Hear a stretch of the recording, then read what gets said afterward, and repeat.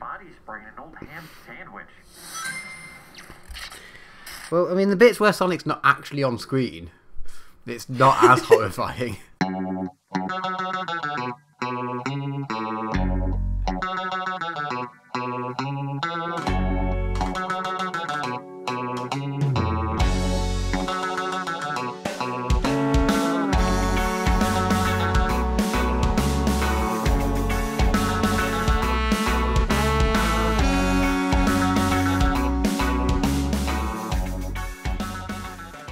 Hello and welcome to episode 77 of the MisanthroPod. I'm Snipe, and as always, I'm joined by Wib. Say hello. Hello there. And I'm also joined by Dromat. Say Punk's not dead. Punk's not dead.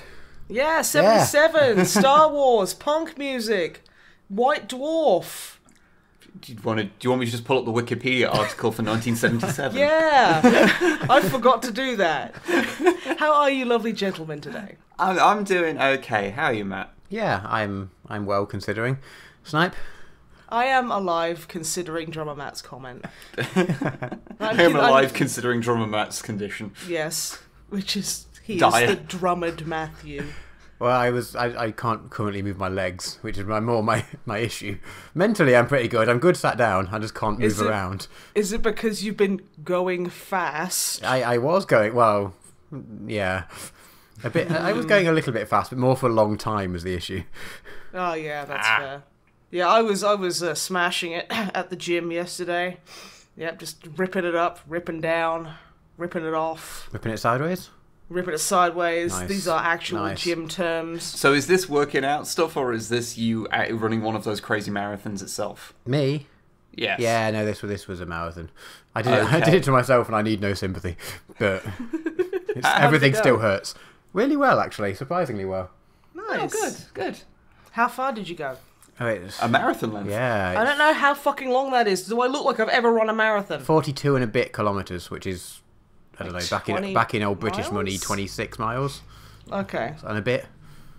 It's a weird length. That's an outrageously fucking... It really is. Oh my it's God. actually, I never thought I'd be the one to, like, go on about running, because when I first started purely because I've got free time at the moment and I wanted an excuse to eat lots of French pastries, so I wanted to do a bit of exercise.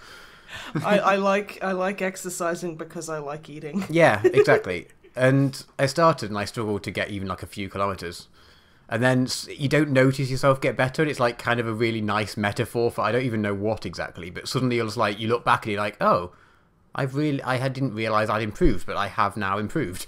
I'd say that's just a good metaphor for improving at anything. Yeah, it's really nice because you really don't notice. And then it kind of, you look back and you're like, oh, wow, I did this thing. Especially because like exercising for me is a lot like, yeah, you don't notice you're improving. And then like I took a photo on my phone like when I first started going to the gym on the, what is it? It's the Cross trainer. The cross trainer. And like, I was super proud that I managed to break 200 calories in like 35 minutes. Which I literally pass at my 15, 16 minute mark now. But it's because I'm exercising so hard and just being like, because you still feel like shit when you're exercising, that I tend not to notice, because I guess like I always thought that it would be like, oh yeah, when I get really good at exercising, then I'm just gonna not feel it. And like if I'm doing cardio, I won't get exhausted or anything, and I'll just be really good at it. But then you actually do it, and you're always feeling quite bad. Well, it's because you're constantly pushing yourself further and further. So, and if you're not, then you're not. It's kind of not really doing it, right? Yeah. But no, good on you, drummer. But that's. I didn't even think how many hours it took you to run that far. Well, less than 4, which was my target, which I was, Dang. Yeah. That's amazing, dude. Yeah, I know. I don't really quite know what to do with myself now. I like how you sound so suspicious of your own achievement. Like, yeah, basically. Yeah. If it helps, you've completely pissed on any of our achievements of this podcast, because you've started it off with, oh, by the way, I just ran a marathon, and we're just like, oh well, I mean, I've been editing this video and it's been quite hard. Well, that sounds like a marathon, to be honest. I lifted 160 pounds. Once. It was really hard though. Yeah, I can't pick that. I don't have any upper body strength at the moment, so you'll beat me on that. What you should do is run a marathon on a handstand. How hard can that be? Just put shoes on your feet and then, like, put a mannequin head in your booty hole and put sunglasses on it, and everyone will just think you've got really long arms. You know, he's English. You know what they're like. I'm just gonna say, we started this podcast before we started recording, going, "Oh, we don't really have much to talk about." So this is this is obviously going to be one of the longest podcasts we've done in a while, because that's just how it works. Yeah. And already we're like 10 minutes in, talked about absolutely fucking nothing. Apart from John Matt's awesome achievement, self-care, everyone. Oh, yeah, I recommend. Actually, it's horrifying to get into the habit of exercise and things. But, but I definitely recommend doing something. Just because it feels so good afterwards. I'm not saying that your marathon was nothing, just that this is ostensibly a gaming podcast. Yeah. Yeah, and that's literally that's why I can work out so efficiently, is because my brain gamifies it. Oh, totally. Yeah, yeah. I don't go for a run unless I take my phone with the GPS and I can look at the stats afterwards and it's like, this is the top 5% distance you've ever done. Oh, this is the top 10% speed. It's like, yes. Oh, you've done total distance this. Like, yes.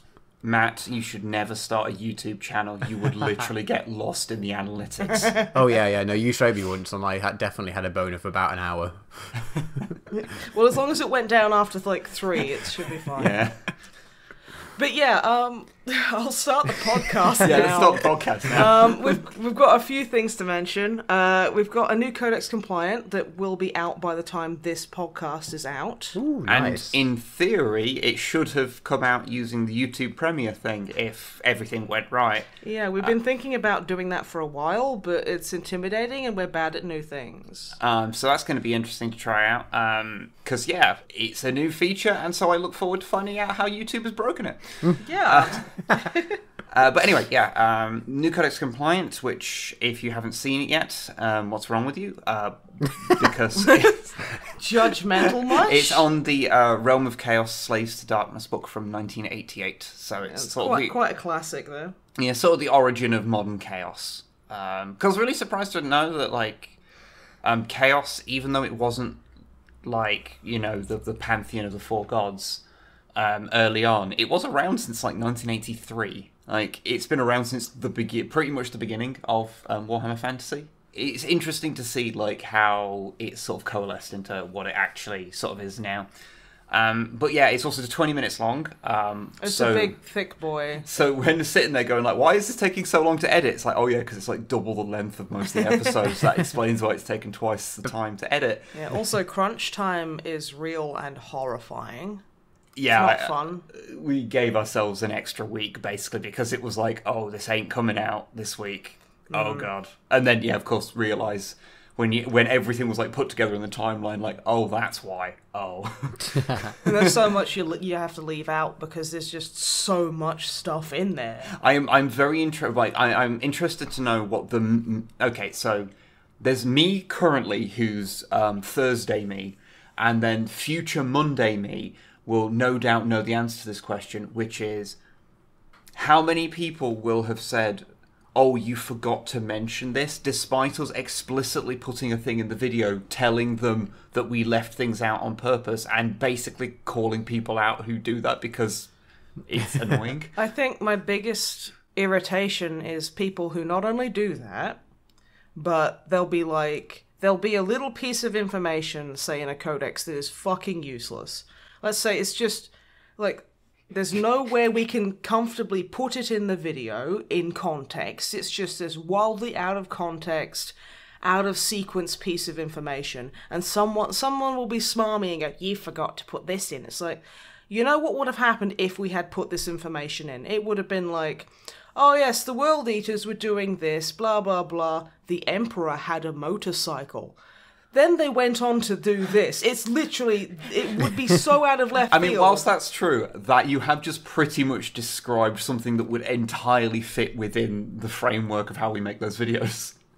Yeah, but I'm talking about, fuck these people. So I shut know, up. yeah. Okay, it's really, really funny when I do it, because I'm hilarious. But that's not, sod off.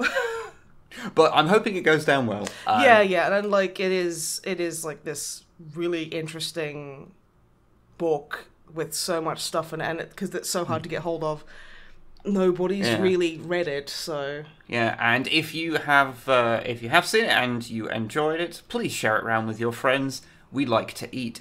Yeah, the algorithm hates us and wants us to die. Actually, so if you feel like sharing it, please do. It will help out a lot. The algorithm has been quite friendly to us recently, in all honesty. I'm not... It's like... It's the absence of a beating is not kindness. It still wants you to die, but... It still wants us to die. It's just, it wants to give us hope so it can crush it. Okay, of course it still wants us to die, because we're not clips of John Oliver, so... You know. Yeah. But yeah, no. So, yeah, let us know if that's good. Also... in other Warhammer-related news, yes, Warhammer Fest. Yes, this is the last podcast we'll be recording before Warhammer Fest because we will be there on the Saturday. Yeah, on the 11th, I think it is the Saturday. Yes, I'm pretty sure that's the 11th. I know how dates work. Yes, it's the 11th. I have no idea. There you go. But yeah, so we're gonna be there, and I don't know about you guys, but I'm pretty hecking excited. Yes, and when we say we do mean the greatest version of that, because it is not just us two, but the drummer Matthew is going to be with us as well. Nothing is the greatest version of anything unless I'm involved. That's what I'm taking from this. And also frequent stream collaborator Longfang. Yep, he's going to be there with us too. And someone you might have also seen us stream with as well, Unity and Cinnamon Girl will also be there with us as well. So we'll have a little entourage. I feel like we need capes and we need to like strut through the hall at some point. We need slow-mo to video basically, like, we need to Jake Peralta slow motion entrance. Yes. Just like blow the doors open and be like, and just have some really loud, obnoxious, badly compressed rap music playing. Yeah. I really want to do that, but we probably all just get stabbed. Get thrown out very quickly. And rightly so. Yeah. Also, we've just this morning got them delivered. So if you do happen to find us at Warhammer Fest, we will be just giving. We'll give you a badge. We've got some Snipe and Whip badge prints. Yeah, we've got like a out. little pin button, little badge. Yes. So they're just a little D-pad logo on them. So. Come and claim them. Which I'm totally going to graffiti little bees all over. Wow, we should have that's the thing. We get some proper merch going. We'll have the drumbled bee. Well, to be fair, we'd probably have a couch covered in slime. I think that's more. What, like that'll be the merch? Just a couch covered in slime? Yeah, it'll be couch. Like. Do you remember that hi-hat? That cymbal that had broken, and we were trying to sell that as a. The one that sounded like a bucket of spoons. Yeah, and we were like, yeah, this is like. If you want it, it's $5, and everyone was like, no, we don't want it, and we were like, we don't care. We just wanted the audacity of us, like, being, here's a broken piece of instrument at our merch store for sale, because we don't give a fuck. You remember, like, 10 minutes ago I said this podcast has been talking about nonsense? Also, don't turn off when I say the title of this movie. Avengers Endgame, we're not going to spoil it. Okay, just putting that out there now. Not right now. Not right now. We will be talking about Endgame in the most spoiler-tastic way, but we are going to leave it until after we answer the questions at the very end of the podcast, and we will make a big song and dance about it before we start talking spoilers. So you'll know exactly when we're about to start talking about it. And if you don't want to hear spoilers, then you know exactly when to turn off. But we won't mention them beforehand at all. And there'll be nothing else on the end of the podcast. No. So, if you want to avoid spoilers about that, then that's all in one place and you can just turn off at that point. Yeah. I'll be really interested to see those previously mentioned analytics at that point and just watch the drop-off from the view retention. Yeah. But speaking of movies... so the Sonic the Hedgehog movie trailer dropped. And I'm sure, unless you've been living under a rock, you've probably seen that the internet isn't super jazzed about it. I saw an article that sat there and said, Sonic fans are divided, and I'm not sure if they are. I've only mean, seen to be people fair, screaming. 1 divided by 80,000 is kind of a division. Okay, yeah. I mean, I think I've seen like one person who's happy about it, so I guess there is a division. And not that I want to defend this thing because I have also seen it. But the internet does like being angry about things, so... Oh, yeah. This is very true, but at the same time, like, I'm not angry about it. I wouldn't recommend anyone be angry about it, because there are so many more genuinely annoying things to be mad about. Like, Hanzo mains. But, like, this is just something that I find really strange. I find it fascinating, because it's one of those things where you look at it and you go... There's a lot of very serious men in suits with a lot of money who've made decisions to come to this point, and I want to know what they were. I don't know why they couldn't have just made, like, an animated movie. Because they don't make as much money unless it's Disney, I think is the reason. Okay, well then make it a CGI movie. Make it fully CGI. Because that's actually more effort? Yeah, I mean, just make Spider-Man, but... with Sonic. I'm saying, why haven't they just re-released Enter the Spider-Verse? That's what I'm asking. But with Enter the Sonic-verse. And then they literally just track really badly a picture of Sonic over Miles' head the whole time. I mean... I'd fucking pay money to watch that. You see, the thing, so aside from the fact that it's terrifying that Sonic the Hedgehog in this trailer... Has human teeth. Has a human mouth shape. Like, his body structure is all human, but then he's got, like, a hedgehog skin pulled over it. He also looks like a really skinny man. Yeah. That's what I mean. He's like, he has a butt. Butt to be confirmed, because you can't see because of his butt spines.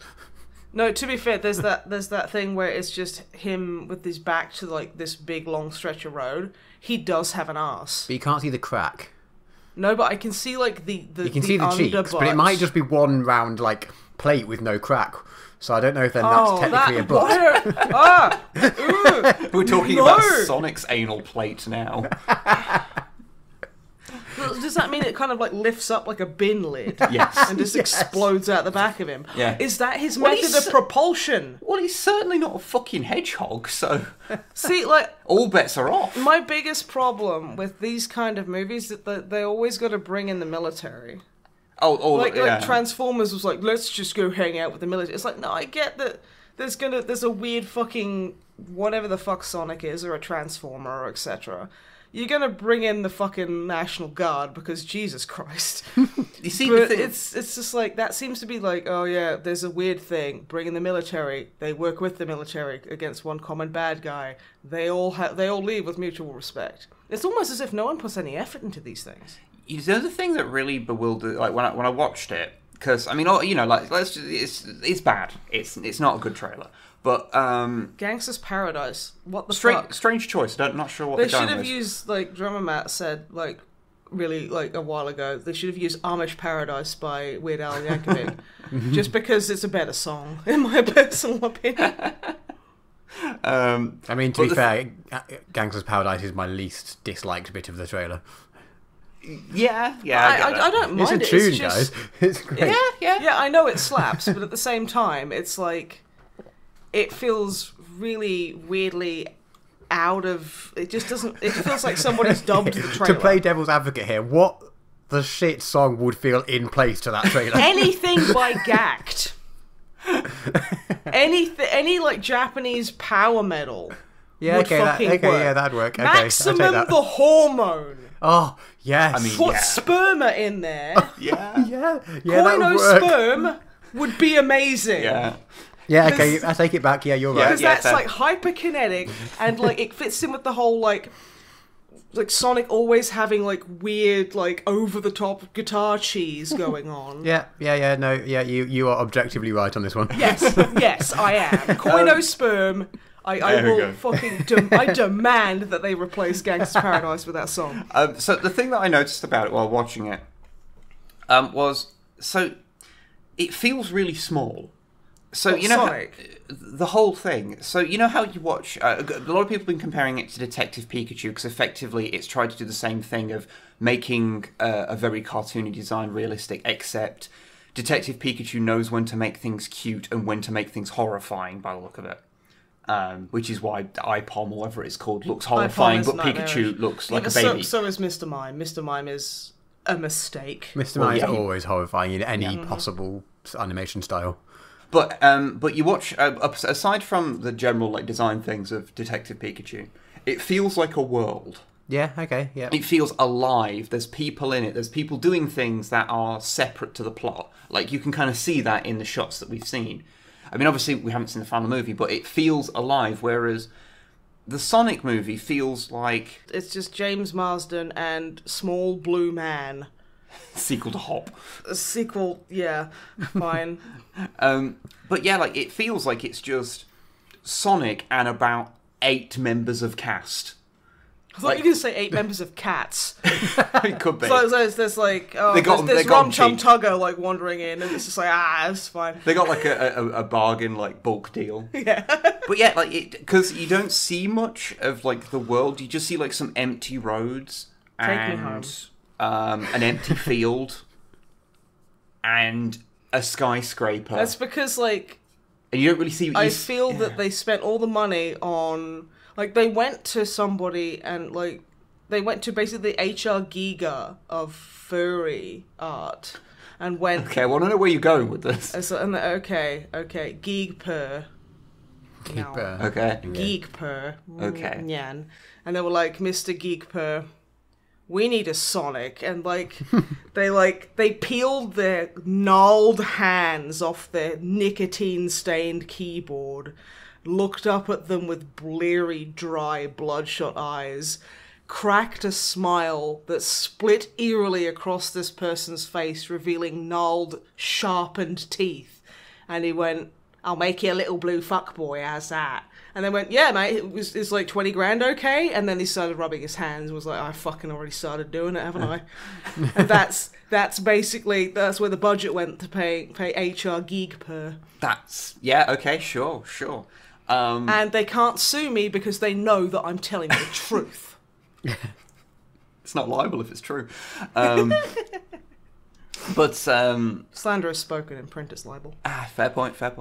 But yeah, like I say, there's just something about it that just feels so empty. It feels because it makes it feel cheap. It makes it feel like kind of one of those really like an Uwe Boll level movie where there's like an Uwe Boll movie. No, entertaining. But where it's like 4 locations and 8 actors. Yeah. And that's the entire movie. 4 locations is being generous. Just thinking of like, I'm just thinking of like Alone in the Dark 3 by Uwe Boll, where Sonic is playing Edward Carnby. Drummer Matt, yes. My darling drummer Matt, what have you been up to, my friend? Game of Thrones is still happening, so can't talk about that. I wasn't gonna. I'm still in a massive Metal Gear Solid hole that I've spoken about for the last 4 episodes, so I can't really talk about that. That's fair. I have started playing. Did you ever play any of the Sam and Max games? The newer ones, the Telltale ones. So not the LucasArts ones, which I think they made like 2 or 3 of. I've played 80s on the Scum engine, the old Indiana Jones. ones. The Scum engine. I've played the first Telltale one. Yeah. Because I was going through my game catalogue. I was looking for something that I could play in short bursts in between, the meth that is to me at Metal Gear Solid. In terms of I can't just walk away from it, even though it's bad for me. So looking for something short, I realised that I played episode. So they released all these. I don't know if they were some of the first Telltale games. They weren't the first, and I'm sure people will write in and say that I'm wrong. But they were back towards the start when they are actually point and click games. They're not just follow this story and occasionally make choices. Yeah. And they released them in episodes. There's episode 1, 2, and 3, and each series. There's series 1, 2, and 3, and each series has like 5 episodes, which are all separate games. And I realised I played series 3, but I'd never played 1 or 2 for some reason. So I've gone back and I've just been playing the first one of those. Okay. Which is quite good. I haven't played a point and click game for a long time, so it's taken me quite a while to get into the logic of it.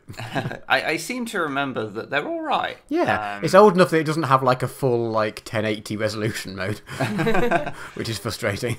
Because I played it not super long ago, like a handful of years ago, and I do remember it being a little surreal because it's slightly before, it's before Telltale got their whole shtick down, so it's playing like a more primitive version of what they would later sort of do. Yeah, well, it's just playing like one of those old 2D point and click things, basically. It's still very streamlined compared to those. Yeah, but I mean, so there's some of the like these little item puzzle type things are pretty convoluted sometimes. You know, you got to do this thing with the thing to make this person go somewhere else, and then you can use this item on this other unrelated thing, and then that does a thing which. Yeah. Maybe my brain is just accustomed to Sam and Max because I distinctly remember watching a Fox Kids marathon of the animated series that they did. Yeah. But there was only like one series of it, and it had something like 10 episodes, so they just showed it over and over and over again, this one series. So it played through the full series like 5 or 6 times. And you watched all of it? Day. I may have seen some episodes multiple times, yes. I don't know. Were you in college at this point, or just a really bored child? I think I was in my teens. A little column A, little column like mid-teens, I think. Old enough to know better, but young enough to still do it. Okay. Well, this doesn't feel like a Telltale. Because, like, I enjoyed playing The Walking Dead when it was first out, but Telltale things they're getting old very quickly. Yeah. Just like their engine. They're out of business now. Yeah, they brutally mistreated everybody. Yep. Yeah. And I'm not saying necessarily any of their games were bad, although some of them objectively were. The Jurassic Park game was absolutely shocking, and I'm honestly angry that they demanded money for it, quite frankly. But my point is that these are definitely closer to the old point and click than to the Telltale ones. I found. Oh yeah, absolutely. So yeah, I'm enjoying it. Like I say, I haven't resorted to looking up a guide yet, but I'm getting to the point where I'm just like, I have no idea how this. And then you eventually try one thing and you're like, oh yeah, that was really obvious. I'd do that. It's not a proper. You say it's really obvious, but it's literally moon logic. It's just the one ever so slight. I don't even know if it's a spoiler for a game that's fucking 15 years old or whatever it is, 10 years old. But one of the puzzles is you have to go and get some money, and you get money by finding some rich white collar criminal to arrest to pay a fine. And so you're driving around in your car, and you pull people over, and then whatever you accuse them of, they just go, oh, I'm not doing that, and you're like, oh yeah, no, I suppose you're not. I'll let you go. The solution to it is that you get your gun out and you shoot one of their taillights out. So when you arrest them, they say why? And you say your taillight's out. They said yeah, but you did that. And they're like yeah, so. And then they give you a bunch of money as a fine, and you're like okay. I don't think it was meant as satire when they wrote it, but it definitely is. Yeah. But yeah, it's that sort of Sam and Max-esque logic, which. Yeah, I think when they wrote it, they hoped the real world wouldn't become like that, and then. Well, yeah. But I'm enjoying it. I've got another 9 episodes to go, which is quite nice. Although I do have to download each game individually, which is kind of weird now. Yeah. Can I ask, have you ever played The Wolf Among Us? I still have not. No, I have it, and I just haven't got around to it yet. Can recommend because it's amazing, and Big B is a big daddy boy. Yep, no, it's on my list. I just imagine that one because I quite like these because each episode is only like a couple of hours. Yeah. So and The Wolf Among Us is a lot more serious and a lot longer. Eventually, so I will finish Metal Gear. I can move on to another longer game, but I just wanted shorter ones to sort of fill in the gaps. And I don't think I've got the time to have another long game on the go at the same time. Have you ever played the Back to the Future Telltale game? No, I don't have those ones actually. Because that's sort of done in the same style of it being like these individual episodes that are like as individual games. Okay. I seem to remember it being all right. It was fun. There was a couple of bits like there's like a guitar off with someone in a back alley where like I remember we got really confused because you're supposed to be moving towards like an amp or something, and it just doesn't give you any direction. You have no idea. I have no memory of this whatsoever. I remember like Christopher Lloyd because I fucking love Christopher Lloyd. I just think he's such a sweet grandpa. Yeah, and he's just he's been a sweet grandpa since the age of about 12, probably. He absolutely has, and honestly, he just if I see something with Christopher Lloyd in it, it just makes my heart get all fuzzy because he's just such a sweet man. Like, I did go and watch, like, Back to the Future 3 the other day, because it's my favourite Back to the Future, and I was just like, oh, It's Christopher Lloyd. He's so old, but like, yeah, he voices the Doc in that, and he sounds so old. Yeah. And it's like, it's kind of heartbreaking, but it's also like, I love my old befuddled grandpa. But yeah, the more surreal thing is that, yeah, they get in a guy to do Marty's voice, and he is so crazy spot on to Michael J. Fox. It's absurd. Like, it's really, because, you kind of used to in games when they do a sound alike for a voice. I mean, granted, now it's changed a bit these days because there's like there's a bit more respect for video game voiceover actors, and there's a lot of them that are very talented at like doing sound alikes, and sometimes you can't even tell. Like, isn't there a Arkham game where I can't remember which one of the big male voice actors does a Mark Hamill style Joker, and it's nearly perfect. It's like Troy Baker or something. It's I can never remember because which it's one. Always Troy Baker. I think it is Troy Baker. It nearly is always him. But yeah, this guy, was just really surreal to hear it because he sounds like Michael J. Fox of the era of Back to the Future. So you've got old sounding Doc Brown. Oh yeah. Okay. And young sounding Marty. But I mean, it's about time travel, so that's feasible, right? Yeah. So... It's set not long after the movies, if I remember correctly. So. They don't have like Tom. Oh, what's his name? Wilson. Tom Wilson. They don't have Tom Wilson in it, do they? I can't remember. Because like if anyone doesn't know about Tom Wilson, the guy who played Biff. Yeah, Tom Wilson does a lot of, like, music. He's actually he does a lot of comedy songs, which are good. Like, there's actually one that he's written about his time playing Biff in Back to the Future and all the stupid questions he gets asked. Because he's fucking sick of hearing them. Like, was that real manure? No. Was that real manure? No. Was that real manure? It's a movie. It's brilliant. Cannot recommend the dude enough. Very fun. But yeah, apart from Sam and Max, you don't know what else? Let me consult the oracle. No, you haven't done anything else. Is that a piece of paper? Is it It's Ruth? a piece of virtual paper. Oh, a notepad file then. Just while I was having my lunch, I watched the first episode of Castlevania. It's happening. Good. Yeah, it's a pretty satisfying episode. I will say, the first season is good. The second season pushes the boat out. Oh, yeah. The second season just takes what the first season did and just builds on it and kind of does exactly what you want it to. So yeah, I went through a couple of weeks ago and just rewatched it all because it's so dang good. Okay. So I'm getting all excited because I fucking love Castlevania so much. Yeah, I've only watched the first episode, and so far, like, Dracula is the goodie and everyone else is awful. Right? Yeah. But in the game, don't you, like, try and fight Dracula? The thing is, in the game, the story is, like, barely fucking there. In those early okay. Well, yeah, but you're like a vampire hunter going and killing him. Yeah. It should be noted that Castlevania as a series, basically, there's an early era of it where where it's NES games, so there is story, but it's like NES game story. Yeah. And then by the end of it, Konami basically retconned everything because, if I remember rightly, in their own words, they were like, even the people making the games don't understand what's going on with the story anymore. Like Legend of Zelda. Even worse.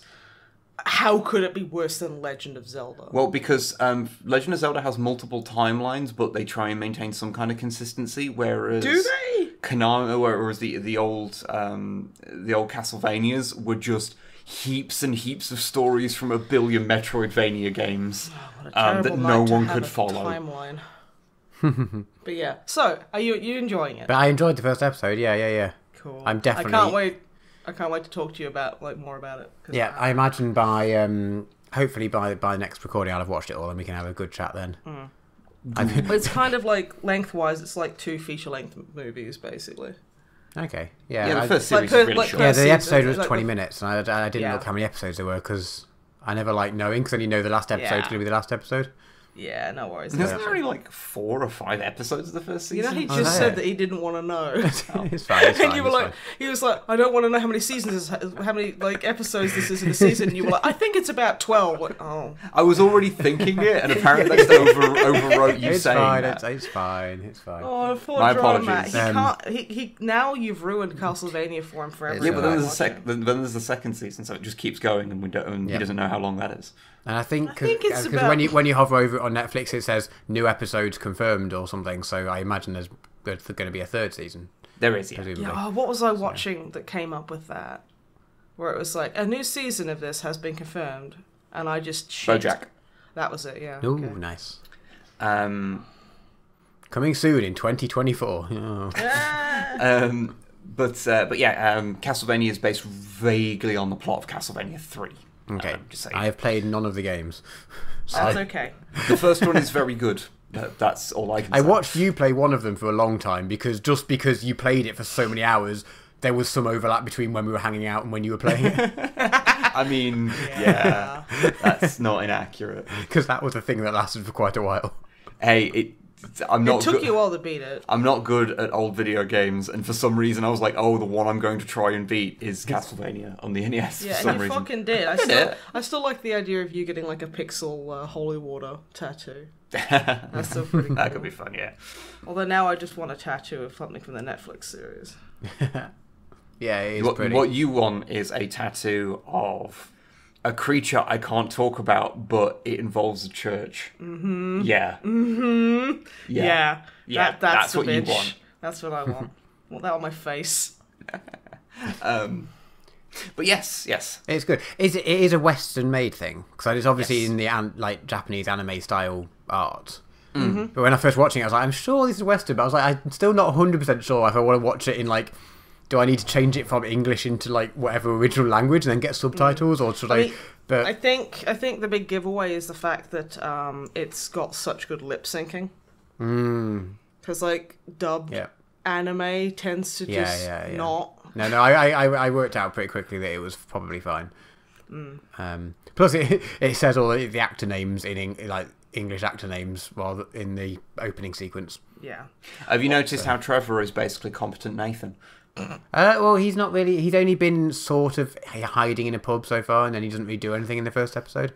Okay, so you know what? So I haven't found that out yet, but I'm I mean, it's not the most surprising. I mean, like, that came out after I created Nathan, so, like... Right. I gotta say, my next character is literally based on like On Trevor Trevor Belmont, Belmont. so I can't say anything. That's fair. But yes, I'm sure I'll have more to say about that next time. Especially before the next episode, and also before I come to the UK, which is like next weekend. I've got a 30-odd hour bus ride to Portugal and back. So, Oof. yeah. So I imagine That I'm just sounds going to like a get pain in the some. butt. I'm hoping that it's most of the Netflix own series you can download to watch offline. I know you can't So- do it with The Punisher for some reason because they hate me and don't want me to have any fun, but... Yeah, that's probably Marvel or Disney being dicks about something. Yeah. But because this is like a Definitely. proper Netflix original, hopefully I can download it and then I can watch it on the bus Yeah. That sounds eight times or whatever. It's worth it, to be fair. It is that good. Okay, moving on from my basically list of nothing that's lasted for approximately 4 hours. What have you two been up to? I think I was going to go first, wasn't I? Yep. Okay. Ruining the illusion there. Yeah, I completely forgot, which is why I copped out and just asked you both. That's fine. It's That's fine. It's fine. It's fine. Everyone, we invite you behind the curtain. There is room for all. Unfortunately. There was once a time we'd cut the behind the curtain bits now, but I mean, at this point, it's Probably me. fine. Yeah. This podcast is going to be like 9 hours long. I don't fucking care anymore. We're in for the long run. Okay, so I've got a couple of things that are just sort of bookends to stuff I've talked about previously. You want to talk about bookends? I'm going to talk explicitly about bookends. I've been getting into Spoilers? bookend collections. Oh, okay.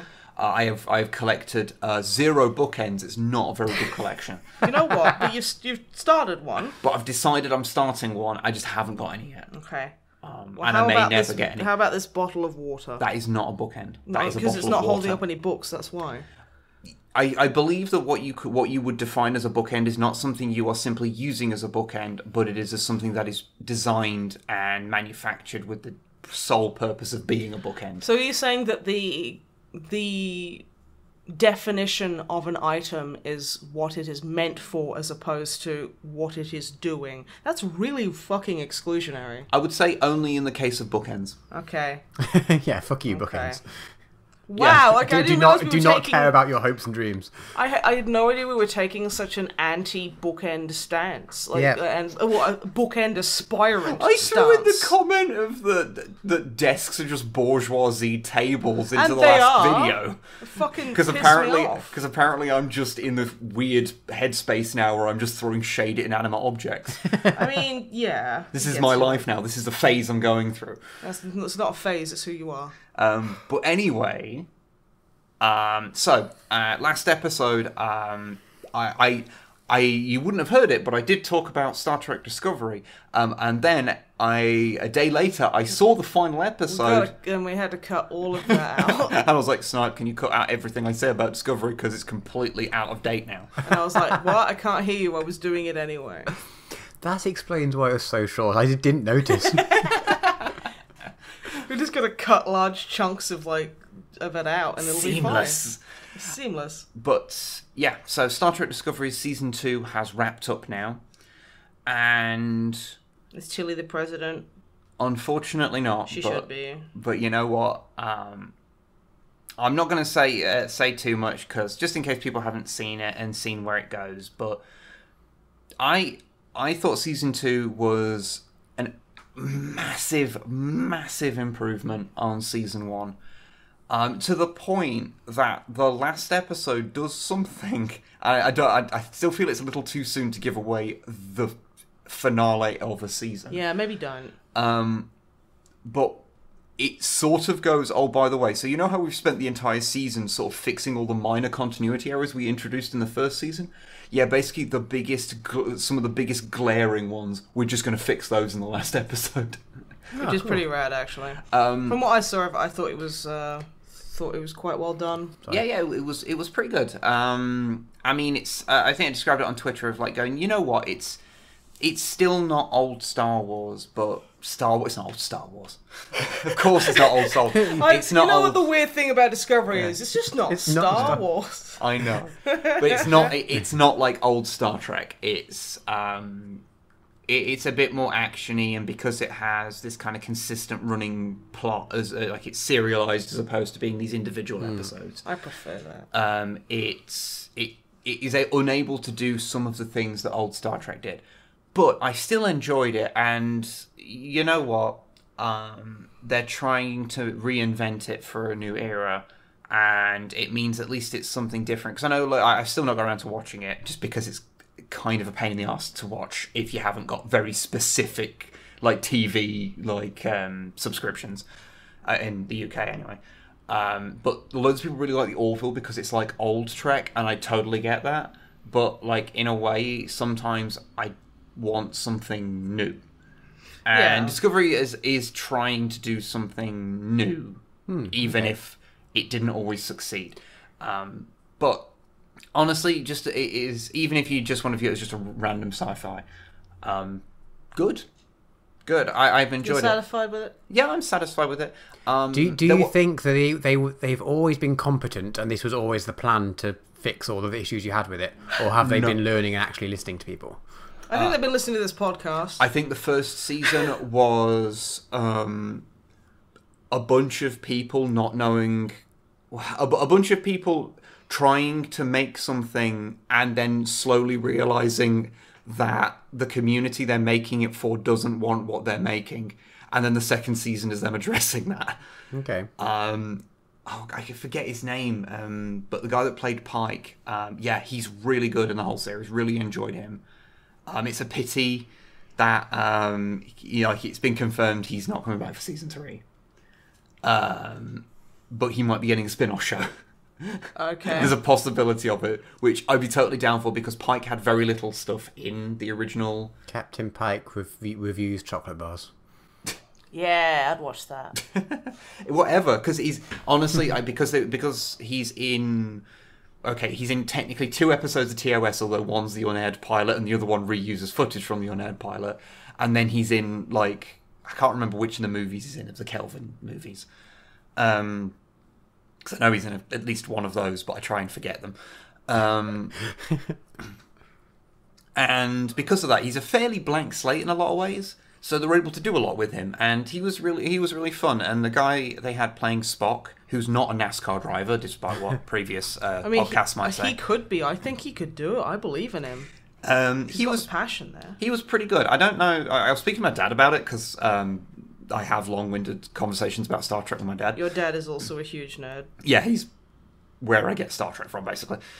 And he was saying, like, he really likes him, but not like he doesn't see him as Spock. But he really likes him playing Spock in this series. He's Spock. He's a Spock. Or Spec. But I kind of get. I think it's like because he couldn't. Like Spock is the past tense of Spock. Yeah. Spock has spocked. Let's just not go any further down this rabbit hole. But I think what he means is like, you know, he likes him, but he sort of sees him not as being that he wouldn't grow up into the same Spock from TOS. Yeah. Which I sort of see, but you know, honestly, it was good. I've enjoyed it. It's fixed a lot of issues. There's just a couple of little issues with the whole thing, and the main one is that this series is a handful of episodes shorter than the first one, I'm pretty sure. And I'm wondering if that's why some of the episodes feel so rushed, like they had to squish things down.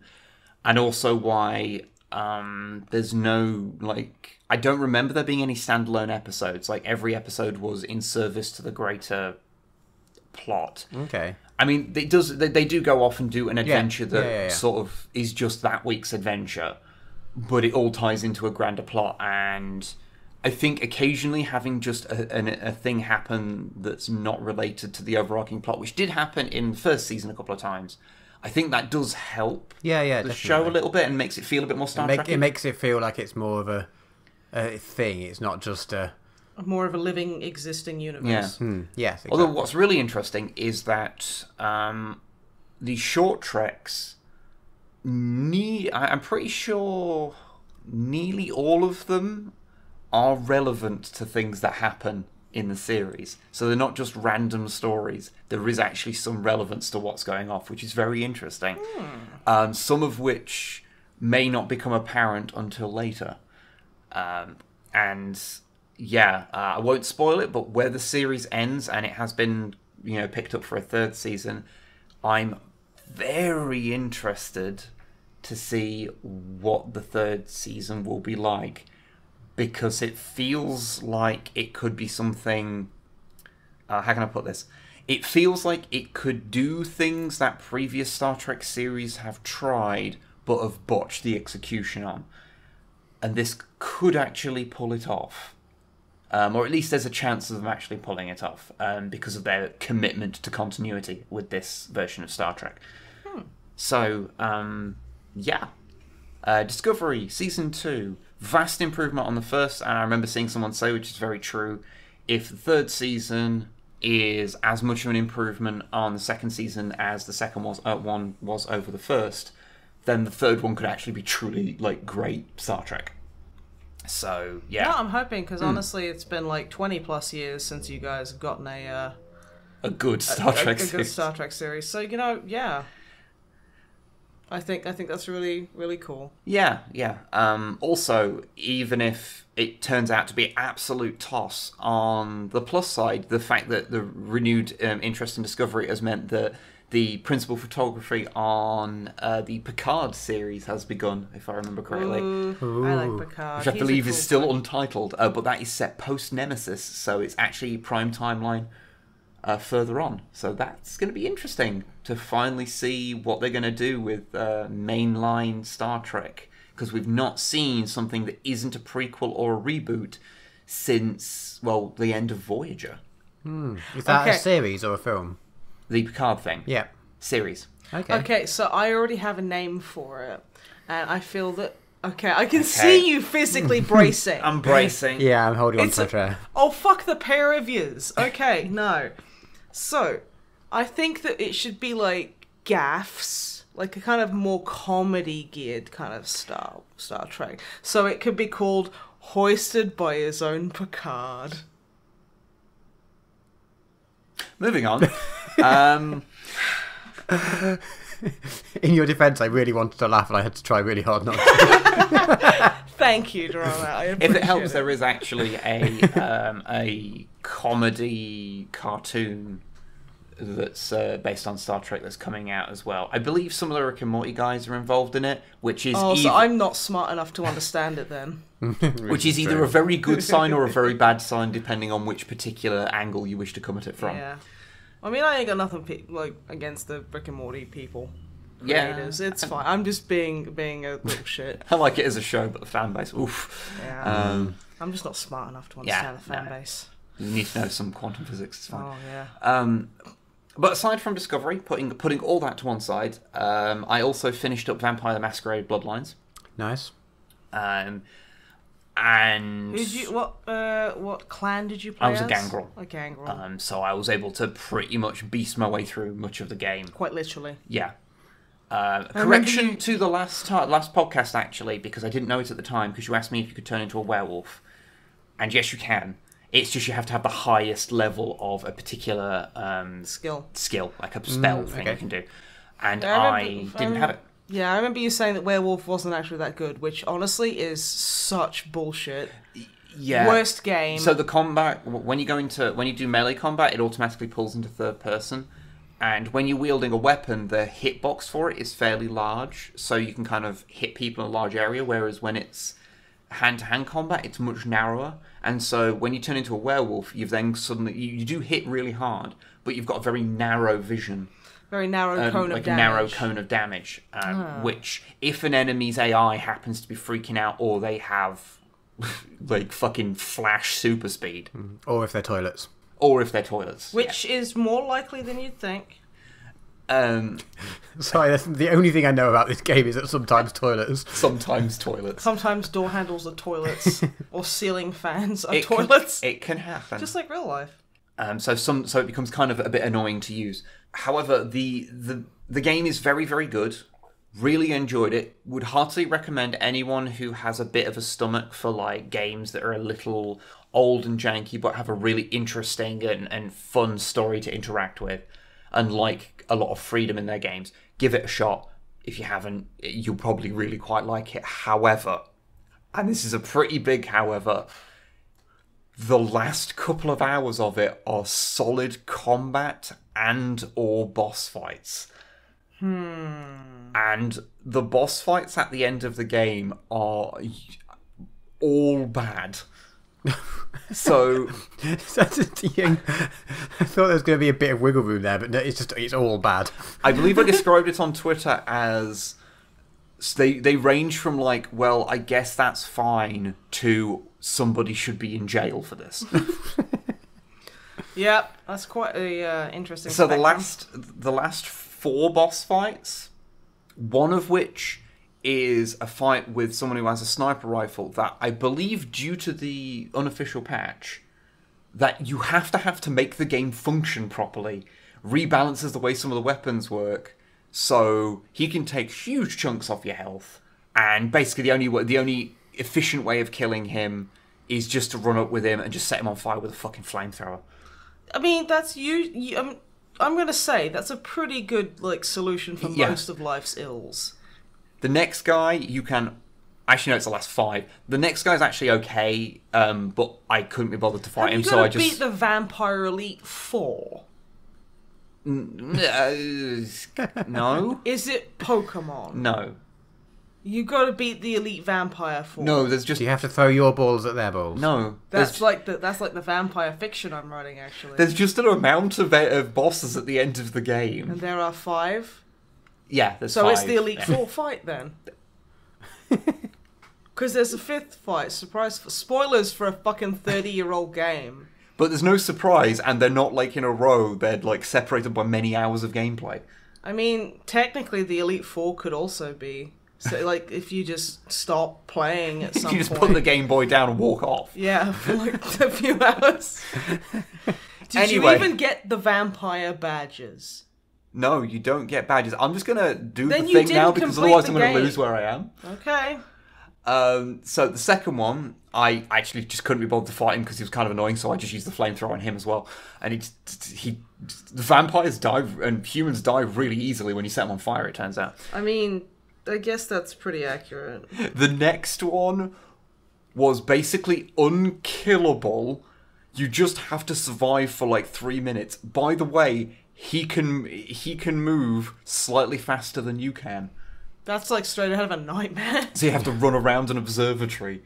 It is possible to kill him, and I did manage it, but I mostly managed it because I managed to bug him out so he wasn't chasing me for 2 minutes of those 3 minutes.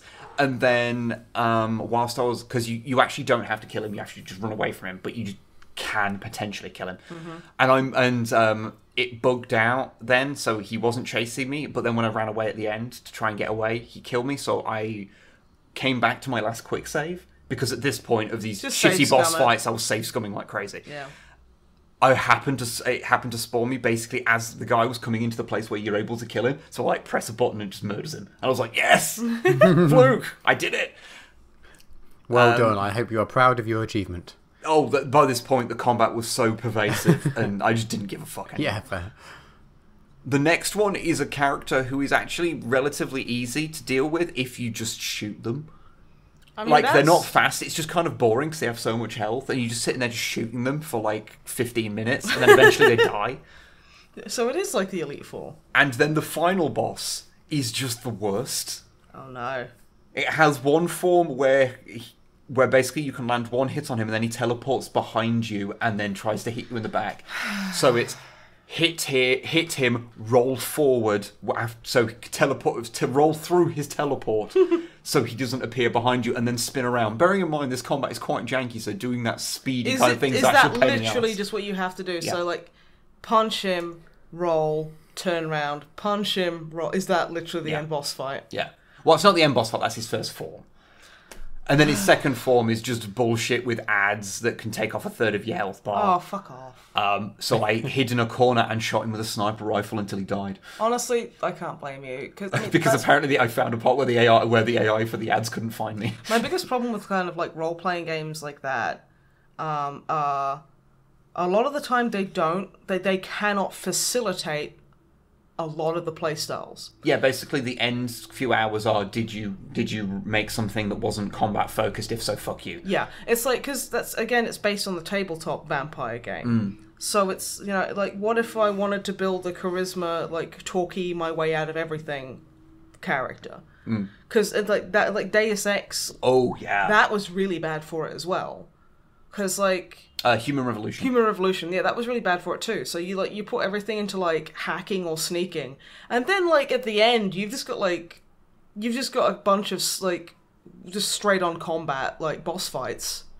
And it's like, okay, I don't know how to fix this problem, but I know it is a severe problem. Yeah, that was scattered all throughout the game. You could play the game stealthy. Yeah, you could do all that great stuff and like hack your way in and sneak about, but then the moment then it would just be like fight this person in a one-on-one fucking like combat arena, and you're like, what? No. Because I started off trying to go for a kind of stealthy, hacky character, and then I got to the first boss and realised that was a mistake, and then just spent the rest of the time making my is it Jensen? Yeah, Adam Jensen, making him into an absolute fucking combat powerhouse. Because I was like, okay, this is what the game's doing. Turned out that was the right decision. Yeah, he's not Jesus Christ Denton. Yes. But yeah, it does suffer from that. So fair warning if you do go into it.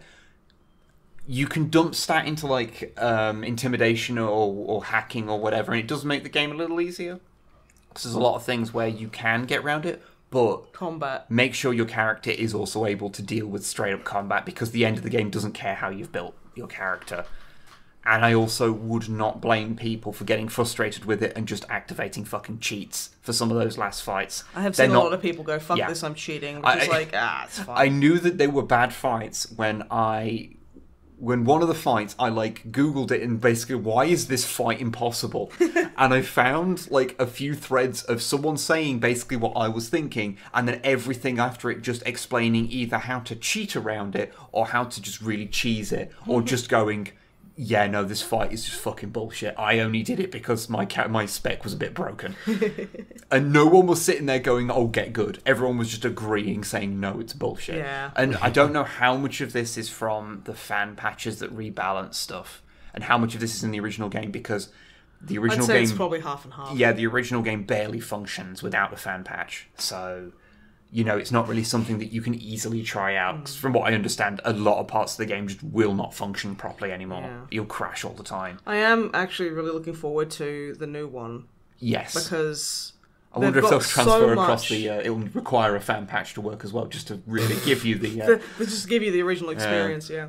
But no, it's like, it does feel like I have never met a person who is neutral on Vampire. Every person I've met who've played it has fucking loved it. Yeah, it's... Like, every single person I've met that's played it adores Vampire the Masquerade, Bloodlines, Retribution, 3D. Yeah.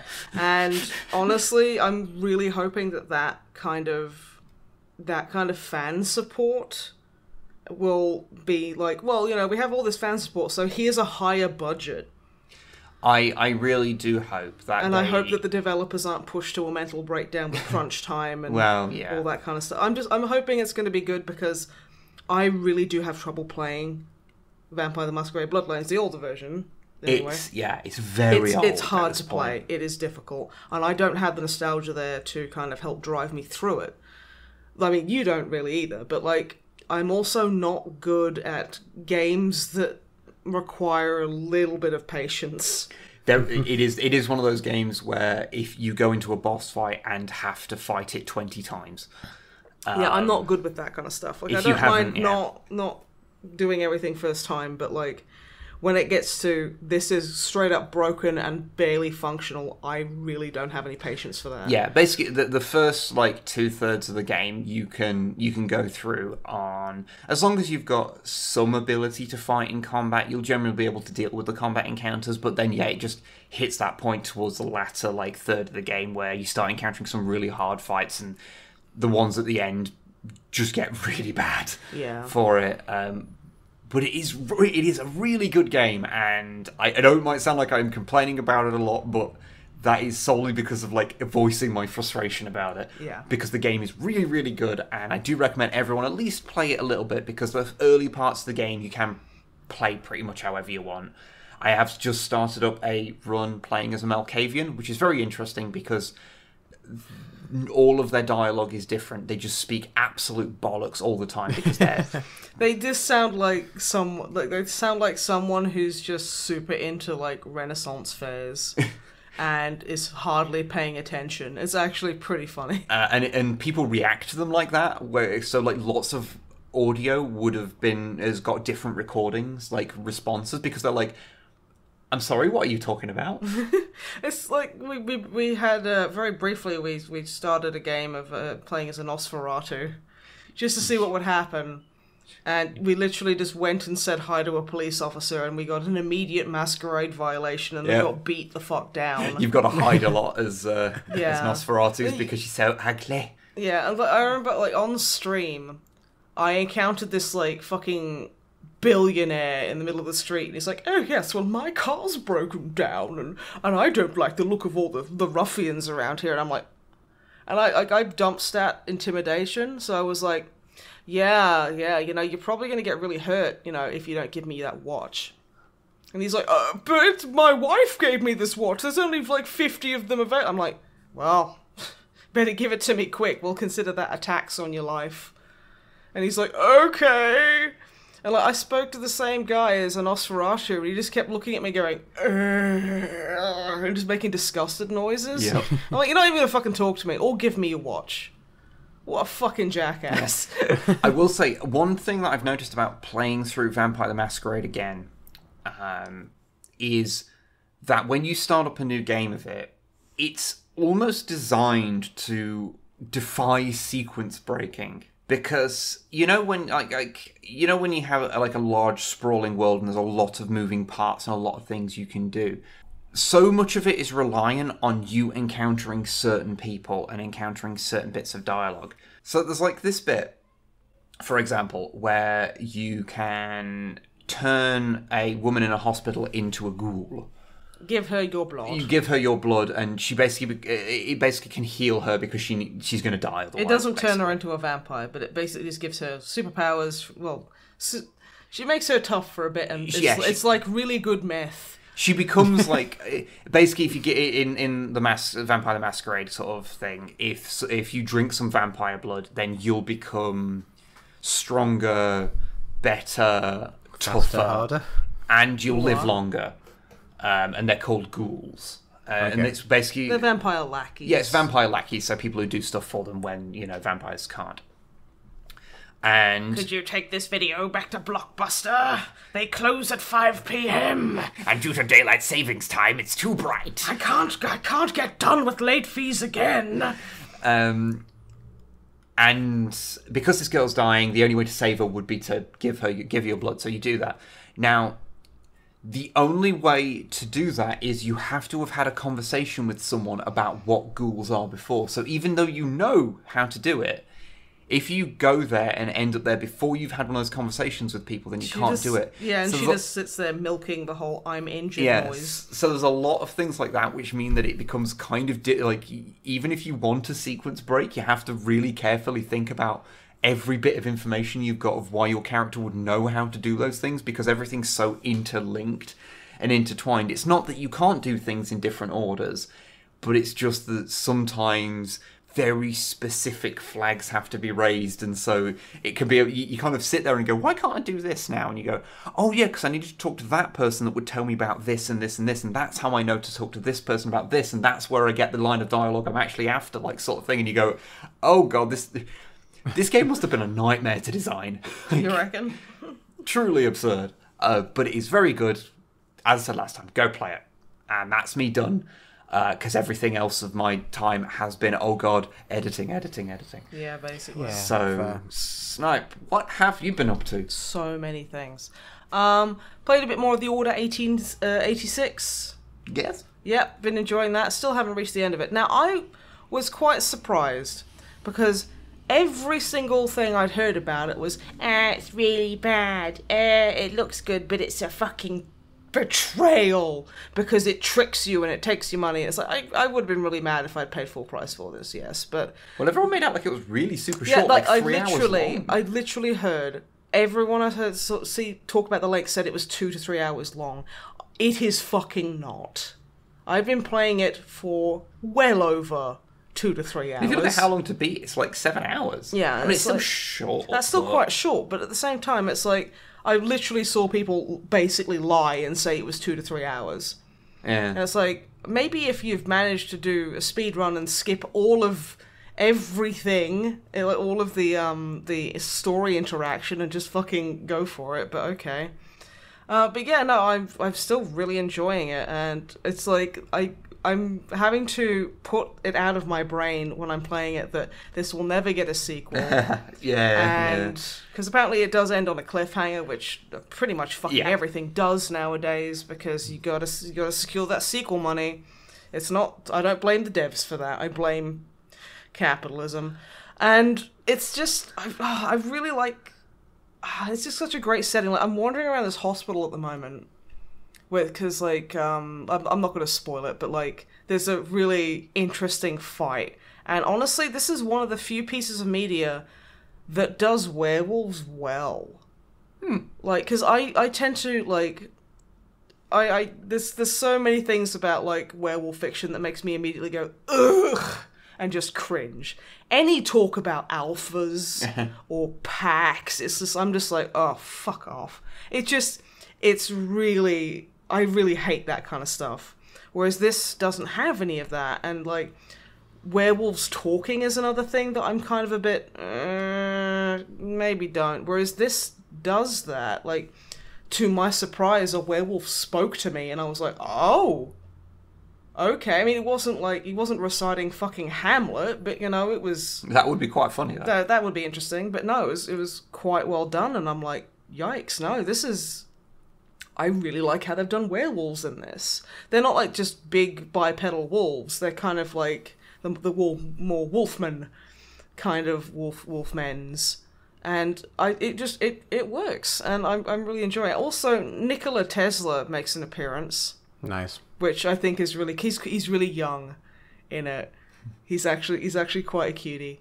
And yeah, I'm enjoying it, and I'm just trying not to think that it'll never get a sequel. Yeah, I remember because like when you talked about it last time, you were sort of like onto that thing of like going, I'm enjoying it, but like I know nothing else is ever going to happen with it, so I can't enjoy it too much. But now I've gone past it, and I'm just really enjoying it now. Good. It is really cool. I like it a lot. Been playing more Divinity Original Sin to nobody's surprise. Yeah. Thought I'd try out the Lone Wolf trait, which is basically just buffs you a lot, provided that you only have 1 or 2 at a maximum party members. I am a lone wolf. Ignore these other 2. No, it's literally, it's like if it's just you and 1 other party member, you still have that bonus active, which in like the majority of fights is OP as fuck, because you get 2 more action points per round. You get, like, every time you put in an attribute, say into intellect or strength, it puts in 2 points. Ooh. It's just supposed to balance it, so you have 2 less party members, but you're kind of like super buff. Yeah. And like, there's been one fight I had in the graveyard at Reaper's Coast, which is the secondary you go to, which was a bit bullshit. But other than that, it's been quite fun, because I thought I'd take a cleric, because that's going to be helpful. So I've taken 2 melee characters basically, with like the occasional like not very tough spellcasting ability, but just enough. And yeah, I've been really enjoying that. Oh, good. Because of fucking course I have. Watched BoJack season 5. Yes. Season 5 of BoJack Horseman. Have we all seen it? Is that a new one? No, it came out a bit ago. Yeah. Oh, okay, yeah, I've probably seen it when it came out. What took you so long? I'm bad at things and I procrastinate a lot. So. Also, BoJack's like kind of heavy. It's at very times. emotionally taxing. Okay, yeah, fair. Like, there's a couple of episodes that were just too fucking real for me. There's the episode with the funeral that was so close to the bone I nearly had to call an ambulance. Okay, yep. But yeah, no, I think it's good. And like, I liked how they seem to be poking at not only their fan base, but just the Rick and Morty fan base, I would say, for definite. Where it's like, they obviously have Bojack Horseman. He is the main character, but he is not a good guy. He is not meant to be looked up to. He is not meant to... Like, you're not really supposed to root for him. You're supposed to... You find him endearing because... He's not real. He's not real. This is the thing. If he was a real person, then his actions would be irredeemable, and no matter what he did, he would never deserve to be forgiven. But the thing is, he's a cartoon fucking character. So, like, and I think, like, they have a good couple of moments where they quite obviously basically point at the audience and go... If you look at BoJack, or like, if you look at an asshole main character and go, haha, it's so me, you are a fuck up and don't do it. That's not what that's there for. They do it way more eloquently than I do it, of course, because I'm not very good at like articulating my points, which is hilarious seeing as I'm on a podcast. I will say it does a really good job of portraying the whole point of when you need help, like talking about mental health stuff, sometimes it's fine to try and do it yourself, and having the desire to do that is one thing, but you also need help aside from that, and that it's usually a combination of the two that is what actually sorts it out. You need to have the desire and the drive to get things fixed, but also you need to get help. Yeah, no, it kind of it does kind of approach that. Because I was very much like that for a long time, of like, I don't need to see any therapists, I don't need to acknowledge that I have an eating disorder, I don't need to acknowledge the fact that I basically have PTSD, I don't need to acknowledge the fact that, oh yeah, I literally can't leave the house sometimes, but that's fine, I'll deal with it. No, you can't. You can't deal with that on your own. Like if your problems are that debilitating, I'm sorry, like 99% of the time you can't fix it yourself, and that's fine. You just need to acknowledge that. And like saying that so bluntly, I think was quite powerful to behold, I guess, for lack of a better collection of words. But no, it was like, no, that's frighteningly accurate, because and it also says, going to a therapist won't just fix you. It won't. You have to work at that, and that's the hard part of therapy. You can go to therapists, you can go to doctors, but if you aren't there and working with these people, it's not going to help you. And it's shocking how kind of eloquently it put that stuff kind of across. Way better than I fucking did. I mean, that's kind of Bojack, isn't it? Like, it's a show about a cartoon horse that manages to be one of the few shows that manages to have nuance when talking about mental health issues. Yeah. It does so with it manages to portray the whole thing of that it is a balance between the two, of that therapy's not going to fix you on your own. You need to have a will, but also just having a will to do it is not going to fix you on your own either. You need to get the help as well. In a lot of cases, obviously, some people, not everyone fits into every category. It is a good kind of like general statement, I feel. But like, I know from personal experience that is exactly what I thought I could do, and I was very wrong. And same here. So, and it set me back a good way, because I was too prideful and afraid to seek help. And now I'm perfect, no. But no, it's like, and it doesn't change overnight, as much as it would be amazing if it did. But, and it's interesting how they incorporate that into the character of Bojack, who, again, this is speaking as him as a cartoon character. If this was an actual person, I'd be like, no, fuck this guy. Whereas, you are endeared to him because, he's the main character, and he does have a reason for being a fuck up. He had a horribly abusive parents, distant and abusive parents. He's had a tough life, but that also doesn't excuse the fact that he puts everyone around him through hell because he can't be asked to try to be a good person. But like, you can't help but kind of be on his side a little bit with the whole, you had a fucking shit start. So I almost get it, but that doesn't quite excuse it. And like, it's the thing that's been really interesting to see throughout the last few seasons of especially with the other characters interacting with him, and kind of like, because every character in there is trying to grow. Yeah, that's the thing. He's trying, and he's fucking up because he's doing it on his own. It also being an indictment of how the system within which he finds himself pretty much incentivizes and encourages the worst aspects of his personality. Yeah, especially with like the show he's working on in the 5th season, where it's kind of like, it's like a weird parallel, and also like fucking Stephanie Beats is in it, and I love her so much. Because I heard because she plays a character called Gina, and I was like, oh my god, I know that voice. It's her. I love her so much. But yeah, like not getting kind of easing off the seriousness.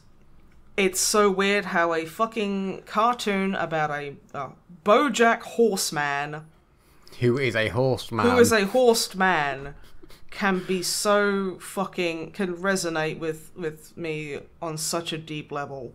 It is annoying how stupid it is. And a thing where a very terrible sex robot becomes a reoccurring character. Yeah, but there's also some incredibly fucking spicy takes with that robot. All I'll say, without getting too deep into it, is that there are not many shows that can deal with and I do an episode about performative wokeness and not come across as just shitting on people. To actually have something to say about it. But this is one of the few shows that can, because it's got a history of kind of backing that up with how, the general ideas of it is trying to convey.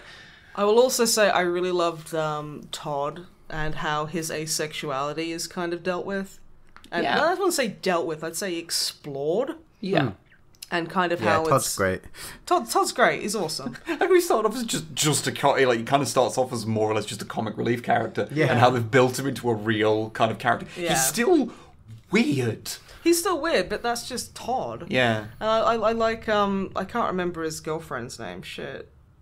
Because he's not an aromantic asexual. He's just an asexual.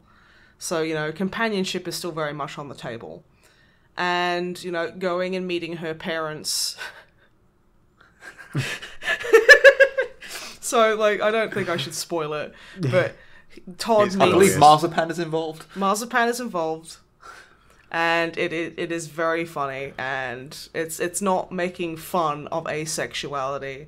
It's I would say making fun of hypersexuality and how a lot of people refuse to acknowledge that asexuals are actually people who just don't want to do sex, and that's an actual thing.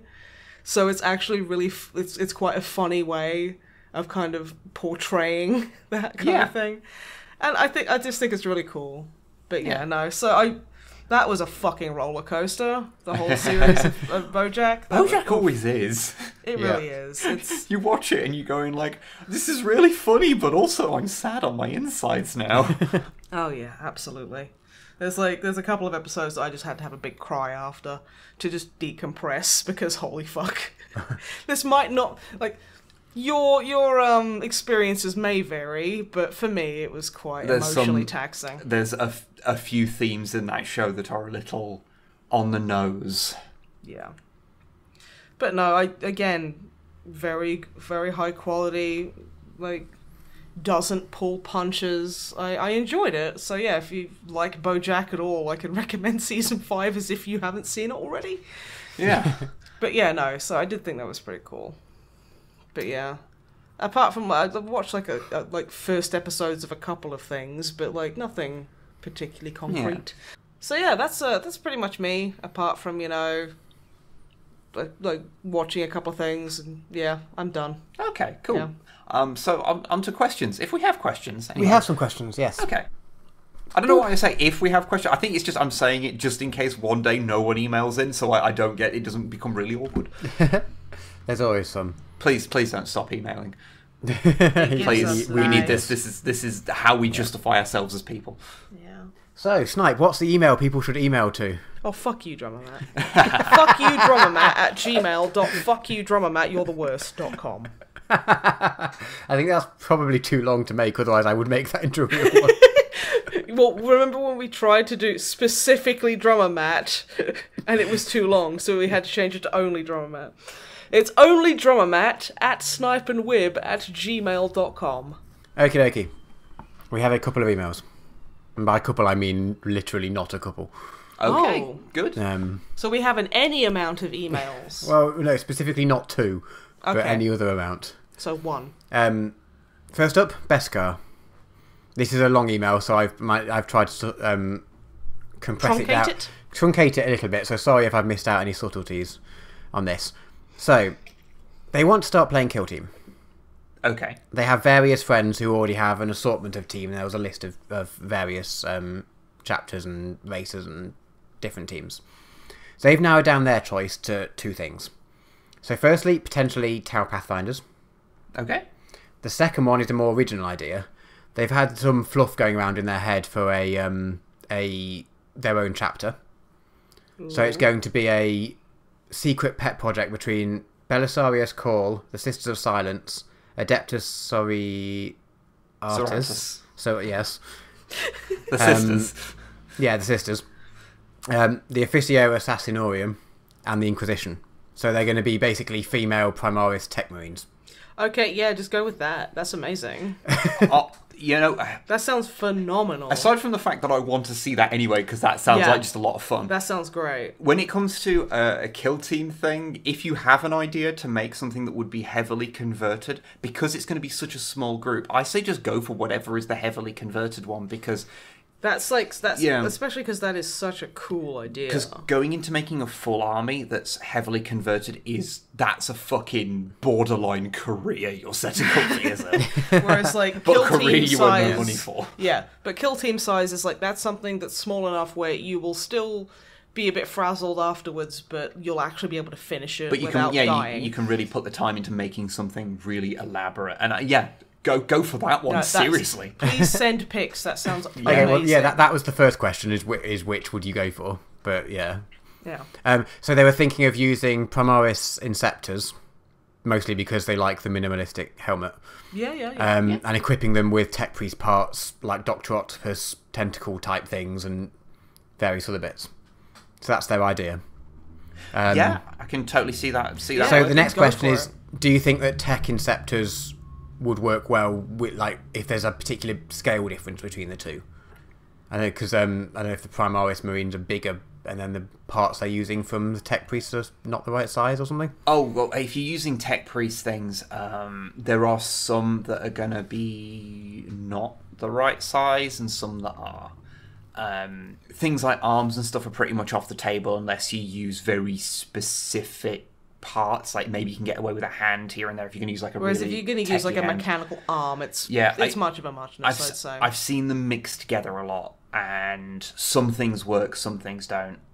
I'd probably suggest some like third-party kind of stuff, because you tend to find like Statuesque Miniatures, they have scaled correctly heads for like female space marines, and they have really great sculpts.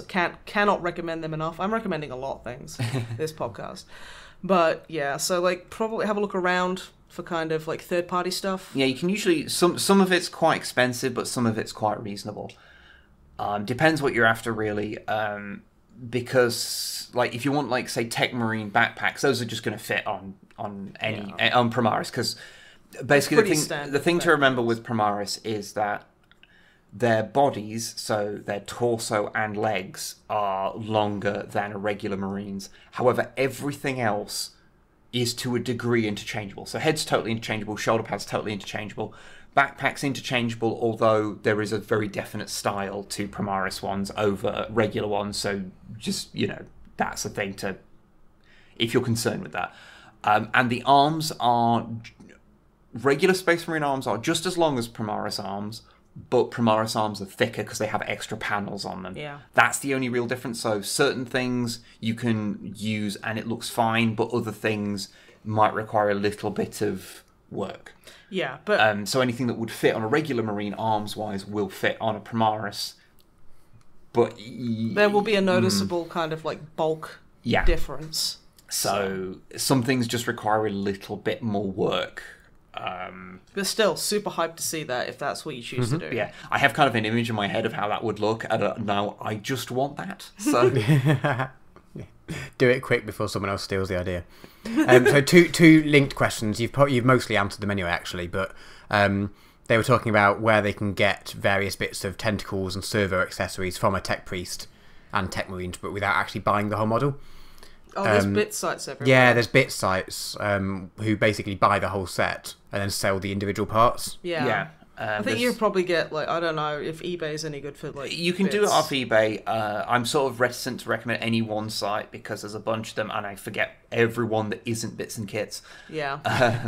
But really, it depends what you're after for individual and parts. where you're based, I guess, as well. Yeah, there's probably a local equivalent wherever you're from. If you want to make tentacle, like the actual mechadendrite things themselves, then there are things like, there's a website called Green Stuff World that sells little rollers, so you can make them out of green stuff. Yes. Which people say are really good. I've been meaning to pick some up myself to give them a shot. Depending on how you use them, you can either make sort of very mechanical looking ones or more natural looking ones, and there's different sets and things. That might be something to look into if you want to go kind of heavy on the mechadendrites and things. If you just want the arms themselves, then you might be able to pick up some like regular Tech Marine backpacks, which you could just throw on the back of a Primaris and they look fine. Backpacks are basically standard, so... Yeah. But I will say, I do think that the helmets that come on things like Inceptors or a lot of the stuff in the what's it called? The new ones are the Shadow Spear box set. Yeah. The ones that come in those would probably work really well as Tech Marine helmets as well. Okay.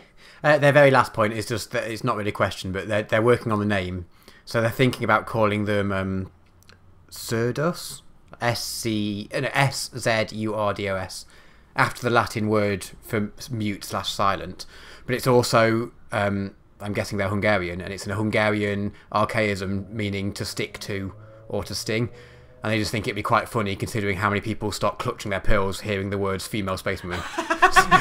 yeah. So I'm just like, that is thumbs up to that name. That's amazing. great. Yeah, no, go with that. That sounds like that'd be something like really good if you had like, because quite a lot of Space Marine chapters are the somethings. Yeah.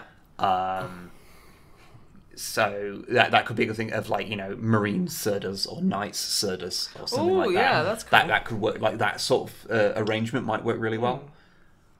Feel free to ignore me. That sounds to me that would be. But that name is perfect, my friend. Oh my goodness. But no, I like that. Yeah. Okie dokie. Moving on. Sam emailed him. Hello. Dear Snipe, Grand Poobah of Excellence. Yes.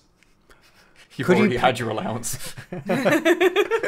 Could you please repeat the heroic epic of when Drummer Matt had a egregious nailed it, egregious cameo in Metal Gears?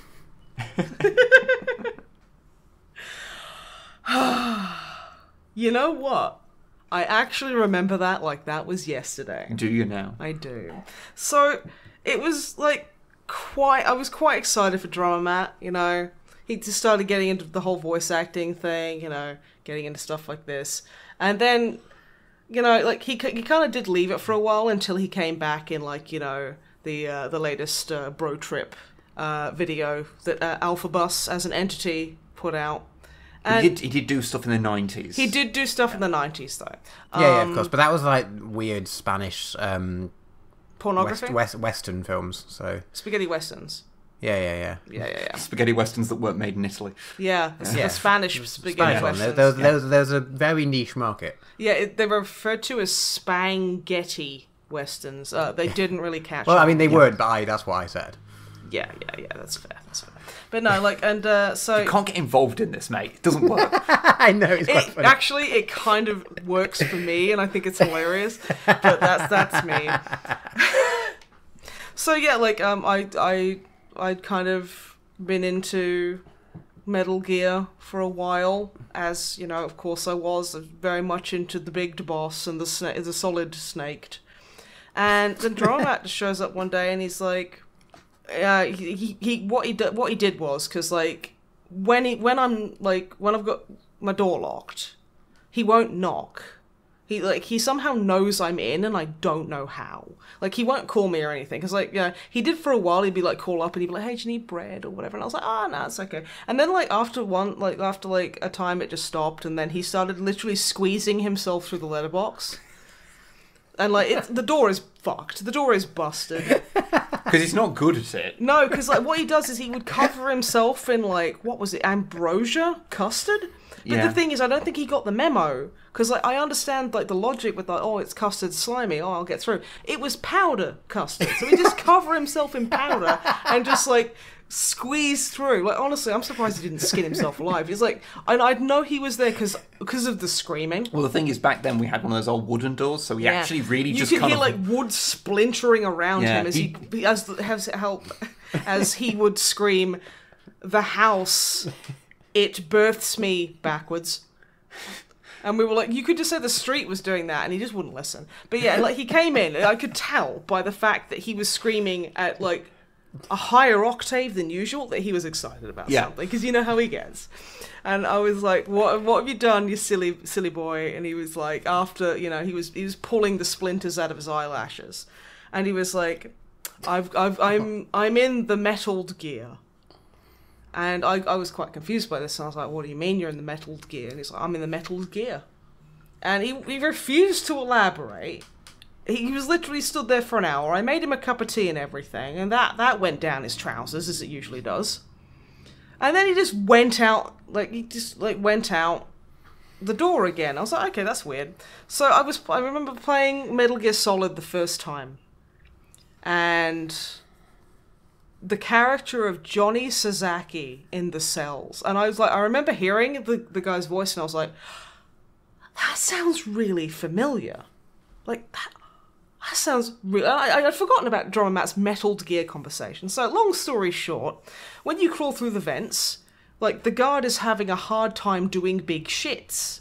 Yes. And the moment I heard the shitting, I was like, that's Drummer Matt. I recognise those shit noises anywhere. That is Drummer Matt's butthole. Yeah. I could not believe it. I was like, oh my god. He was Johnny Sazaki's stunt butthole. Yes.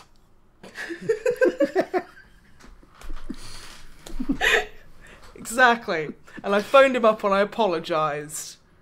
But then, like, while he was talking to me, he put the phone in the microwave and started screaming louder as, like, the phone was melting. But, I did phone up to congratulate him because, because the voice was, like, you could tell that they were going for an overall tone of, like, the voice.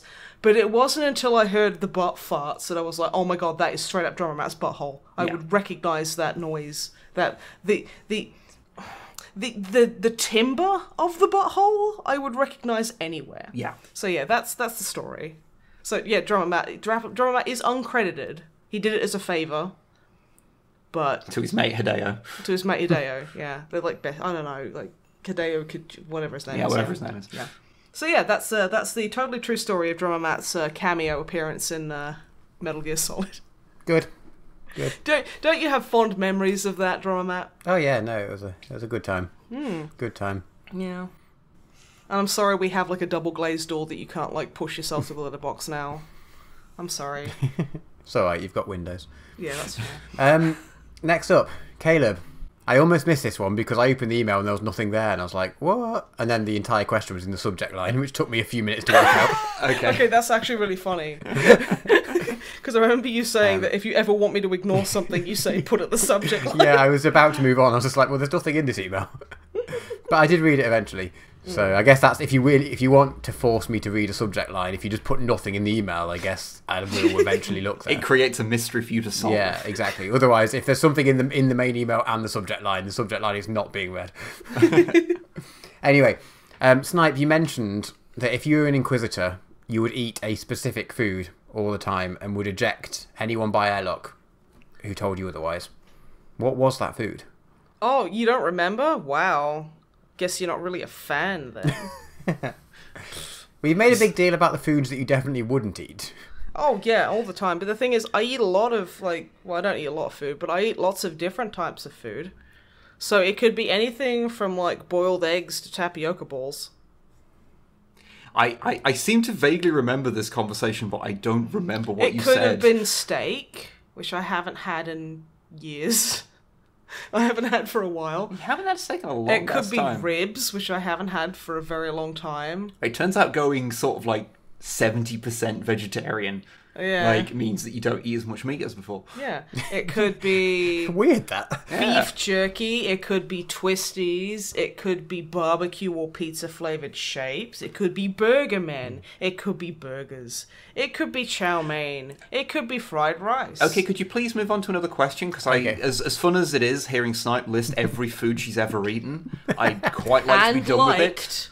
Okay. Or it could be White's Lemonade's ice poles. Those are nice as well. Okay, moving on. Orion. I like this email. It says, "Hey Drummer Matt," and in brackets, insert special guests. Are we the special guests? I guess Matt's editing this podcast now because it's not ours anymore. Yeah, fucking have fun, fucko. Hey, I've repeatedly offered and you've always said no, so you just don't have enough trust in me to do it. Oh, anyway, yeah, we're going to give you this one that has it's going to be 3 hours long. Anyway, they've recently been listening to a podcast about failed and abandoned projects, so it got them thinking. Let's not be thinking I'm just about going to say, is the MisanthroPod the failed project? Is that the podcast? No, I think it's failing. It's not failed because it's still going. It won't die. It got them thinking, do you or your guests have any lost projects? Like work-related or hobby-related or even personal skills-related or...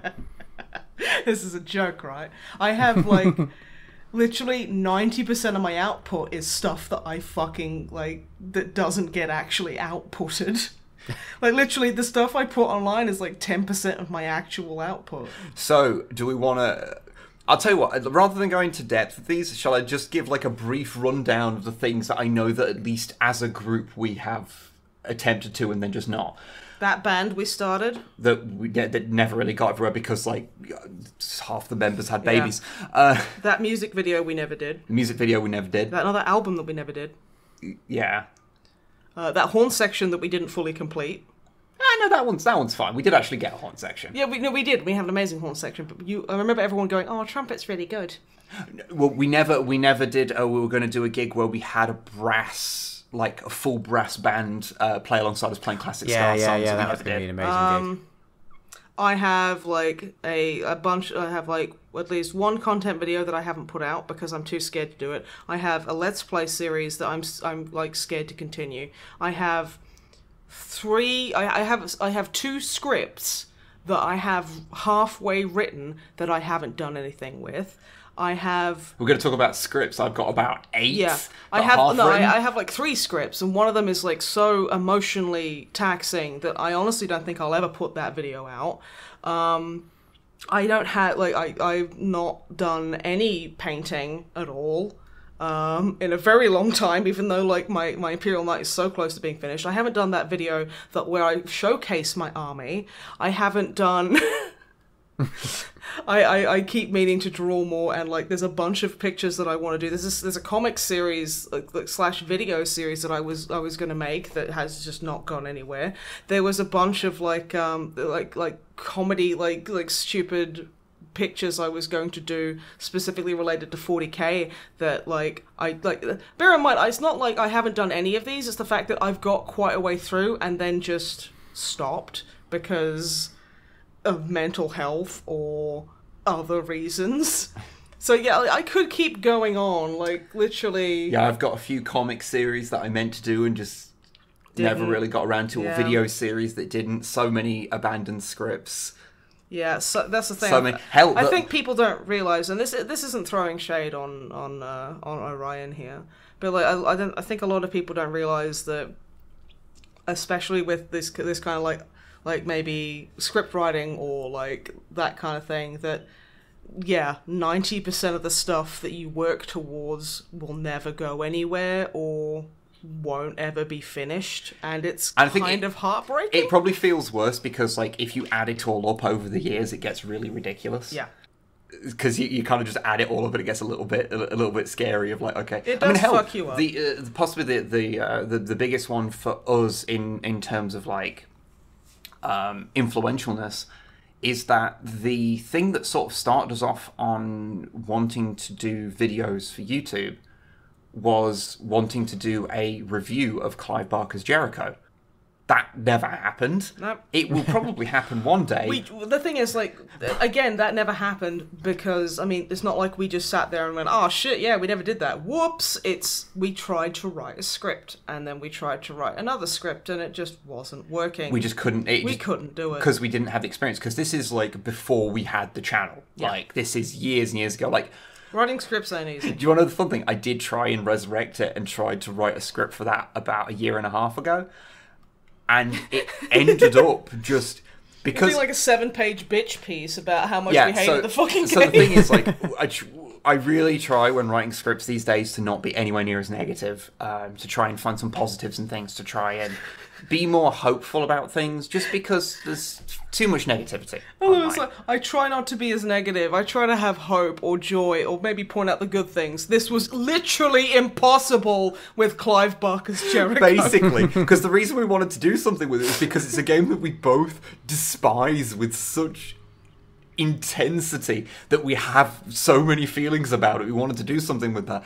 And I got to like, I think I wrote like 4 pages and I'm like, we're like 2 minutes through the game here, but I've just every single little thing. You haven't even gotten on the drop off of the helicopter, and you're already like, every little thing that the game does up to that point, even though you have literally not had control of the game yet, irritates me to such a precise level that like I was like, oh God, okay, I've got to scrap this script, and if to do this again, it needs to be started again, and I think it's one of those things where we might have to go into it with the point of, okay, we despise this game on such a precise and intense level that it's probably not going to be very constructive at all. So we're going to talk about the game as calmly and as positively as we can, but occasionally we might get sidetracked. I think we should just throw it all out the fucking window.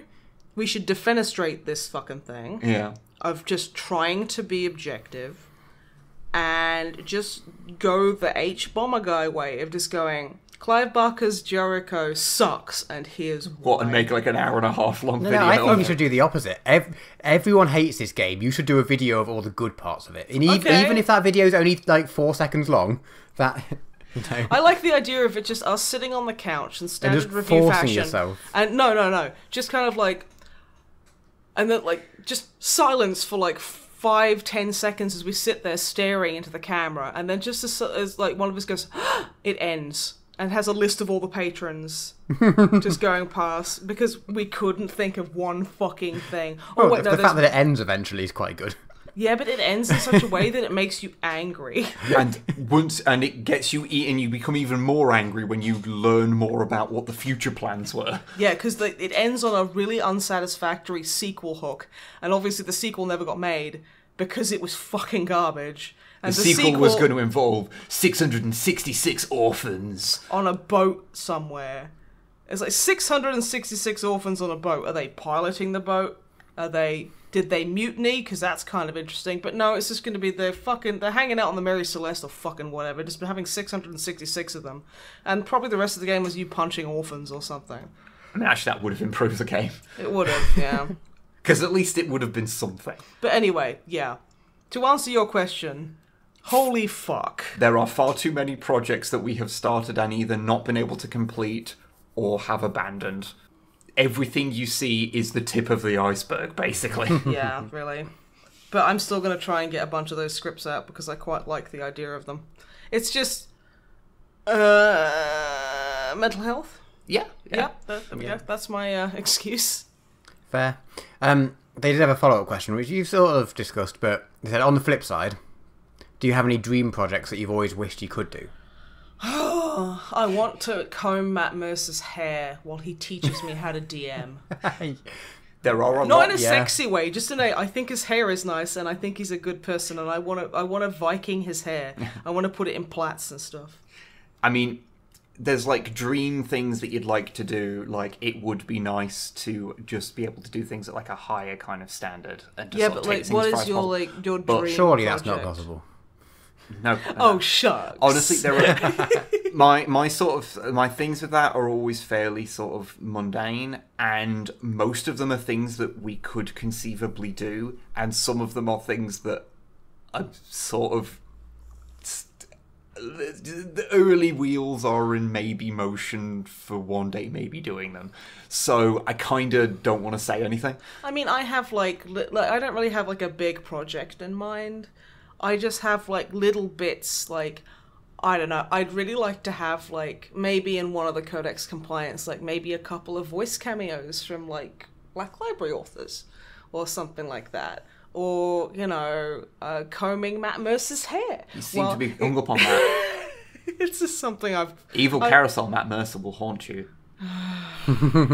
Evil Carousel Matt Mercer... He does haunt me. He does haunt me. But yeah, like, so yeah, apart from like actually like thinking of like one big project I want to do, which I don't really want to talk about because we might actually be able to do it. It's just little bits like that where I'd like to do like I'd like to collaborate with people or get senpais to notice me, and just basically I'm just a stupid little fan person. And I yeah. It would be nice because we have entered a somewhat surreal point at which there are some people who we have watched stuff of for like a long time, and you go, we either have as many subs as them or we have more than them. And then it would actually be totally like understandable if we did some kind of collaboration. Then you want to like reach out and go, hi, I love your stuff, want to do something, but you don't because you're super nervous and terrible. Honestly, the only reason there's not more cameos in Codex Compliant is because I get super nervous about like even talking to people like we're legit friends with. Yeah. To like ask them about. Like, Or like people who own us as an entity. yeah, it's like basically the Who only we are also legitimate friends / married to. basically the only people I don't get like really awkward about asking for like cameos from It's are like people, me. are people that we know like in real life and have known for years. So like I can ask you, Matt, for like a cameo. That's fine. Yeah, could you kill a Primarch for us? And that's fine. But like anyone else, like I suddenly get weirdly nervous about. Even people we're friendly with. It's bizarre. But yeah, too many projects to count. Basically So on many. both Yeah. questions. Yep. Agreed. Even though no one asked me. Next up, Geistertans. Hello. They really enjoyed that car going past really loudly. Oh, Which is an oddly specific email. yeah, that's like. Can you imagine? I kind of want to send an email like that. It's like, hello, I'm writing to inform you that I enjoyed the ambulance that just passed your house. Can you imagine? I would shit if that happened. I would just fucking board up my windows. I'd fucking die. Okay, let's try again. Geistertans. So they really enjoyed the Snipe and Wib play video about the older, lesser-known Star Wars games you did some while ago. Oh yeah, that was a while ago. Any chance you'll do a similar video or stream about the lesser-known Star Trek games? There is a list of games here. Oh. So, The problem with the Star Trek ones is that half of them are somewhat awkward PC games that wouldn't really lend themselves to the format or are very difficult to get running on a modern machine, or they're super weird old shitty games that I don't understand or literally can't find. Like I've been trying for a while to try and get the DS9 action game, but I can never find it like for a decent price. Yeah. I will say, I just want to get the bridge crew so I can make obscene hand gestures at my captain. But But I don't have anything that's capable of VR, so... The Star Trek games are weird. There's nowhere near as many as you think, and the ones that are left don't really work for a lot of the stuff that we would do. Well, they don't have like a million action games like Star Wars has. Well, there's that one...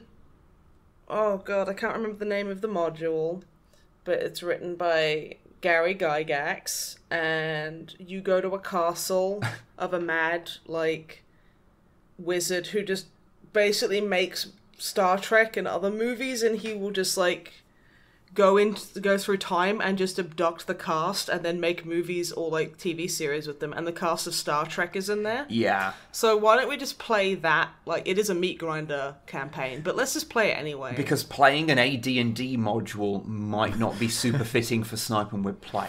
I failed to see the disconnect.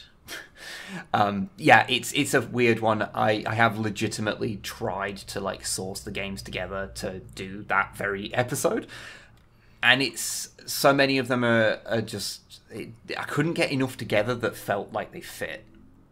Everything was either too long-winded, too complicated, or just didn't really fit at all. It's weird. Yeah, Star Trek is nowhere near as well serviced as Star Wars is. However, I have for a long time wanted to do a review of Star Trek Armada. Of course you And I have. kind of want to do a full Let's Play of Elite Force 2 one day. One day. One day. So, yeah. Sorry, but there will be more Star Trek one day. yeah, so that's a big maybe. A big maybe. Big question mark. Good. Okay, next up, Walker Rollins. This is a big question, so I'm going to say you've got to answer pretty quickly. Okay. Who is your favourite video game character? That is an evil question. Yeah, I know, right? I've had the time since I read this email, which was totally more than 5 minutes before the podcast, to think about it, and I still can't think of an answer. But that's not the point. You two have to. You have to as well. You can't get out of this as you're the question asker. I have long stated that when it comes to people saying, name your favourite thing, and it becomes, like, broad. It's like, what, in the last 10 minutes? Yeah. What genre? I'm like, there's very... Is this my favourite one that I want to do kissing with? Or my favourite one I want to do hugging with? Or my favourite one I want to do drinking or bumming with? Like, that's too non-specific. Yeah, I'm like... Basically, if you ask me what my favorite X is, if it's not Who's your favorite X? it's like, what's your favorite video game? Don't roll your eyes at me, you shit. You set me up for that. If it's That's the comedy police. I'm too funny. If it's not your favourite video game, which is Final Fantasy VII, or it's not your favourite band, which is Streetlight Manifesto, I never fucking know when someone says, what's your favourite? What's your favourite nipple? Left or right? I'm indifferent to both of them. Really? Yeah. I think lefty's a bit more perky. Well, that's a bit offensive to the other one, I feel. Oh no, like righty. Are you talking about your own nipples? Because my favourite nipple isn't either of my nipples. That's true. It's one of Matt's nipples. Yeah, I don't know if it's left or right though. It's Dicko's nipple. Dicko's You can't see them from more than a few yards away. So. Yeah, to be fair, unless it's really cold, like Dicko, literally, he looks like his nipples look like reddened goosebumps. Okay, I'm going to move on to any other subject. I would say blushing goose flesh. Oof. Yeah. Don't use that. Can we not? I'm just gonna just say, okay, so if I had to like just right off the bat name a character that I am going to say is my favourite right now, Greg from Night in the Woods. That is entirely arbitrarily picked from a character I just quite liked recently. Again, is this one I want to do kissing with? Just pick a character you quite like. I like so many characters. Okay. Can I pick 2? Okay, you can pick 2. Can I pick 3? No. Can I pick 5? You can pick 2. Oh. Can I pick 4? Okay, I'll put it another way. Look at the timeline of how long this recording session has been going on for, and you can pick as many as your conscience will allow. Do you really want to play this game with me? You're the one editing it, so you're going to be hurting yourself. Yeah, but you know I don't care. And the viewers listeners will have to deal with it. Okay, so Solid Snake, Chris Redfield. Okay, that's And too much of a pause. Boss. Move on, Matt. Next question. Okay, next question. Okay, cool. Luke emailed in. He is the person who sent us the pineapple slut emperor picture on Twitter. Yes. That was amazing. Thank you so much Yes, for thank that. you. Thank you Yeah. very That much. was so perfect. We do not deserve the payment for what they've gone through. No. Oh, They recently discovered the channel, and in little over a month have listened to all of the MisanthroPod. oh man. Dang. That's really dedicated of you, and also sorry. So, yeah, I don't. Yeah. The collective noun for MisanthroPod episodes is an apology of misanthropods. I was going to say It definitely clusterfuck, is. but go off. In completely unrelated news, they saw on the news recently about a crazed man running around the streets of Paris ranting about mayonnaise. So Oh. they wondered if you had any more details on like the full story of what happened. You know, I think I'm out of the court case is all wrapped up now, so I think I can fucking. Oh god, Drama Matt, run! They're after you again. They know. They know that you left mayonnaise here. You did actually bring us mayonnaise. I actually accidentally bought more mayonnaise, forgetting that you left yours here. I'm sorry. I didn't mean to You can never have it too much. So. Okay, that's fair. Where was I? The thing is, the court case is all finished up now. I think I can talk about it. Drama Matt, are you comfortable? I mean, as comfortable as I can be out of current reach of said mayonnaise. Yeah, okay, that's fair. That's fair. I mean, I will say I'm very proud of you for not producing as much as you could, and I think it is a difficult thing to get over, and I think you're taking wonderful steps to better yourself and stop literally throwing jars of mayonnaise at the elderly. So that's definitely a positive thing, I'd say. Yeah. But yes, so I actually heard about this from War Master Ruth, because I haven't visited them in France, and considering they're probably coming home soon, I don't think I'll be able to. But yeah, so there was a whole sale on in Le Costco, which is the French version of Costco. They just put Le in front of it because it sounds more French, I think.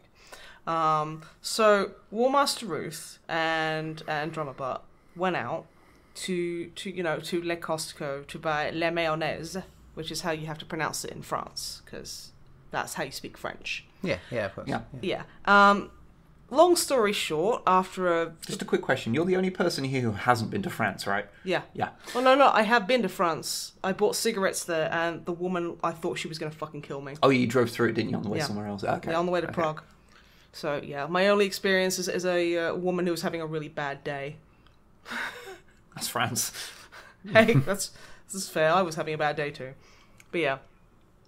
And so they get on their bicycles with their baskets and their baguettes in there. Yes. Because it's illegal to travel in France any other way. It's actually quite strange. Not quite a widely known thing. So they get to Le Costco and they buy a pallet of mayonnaise.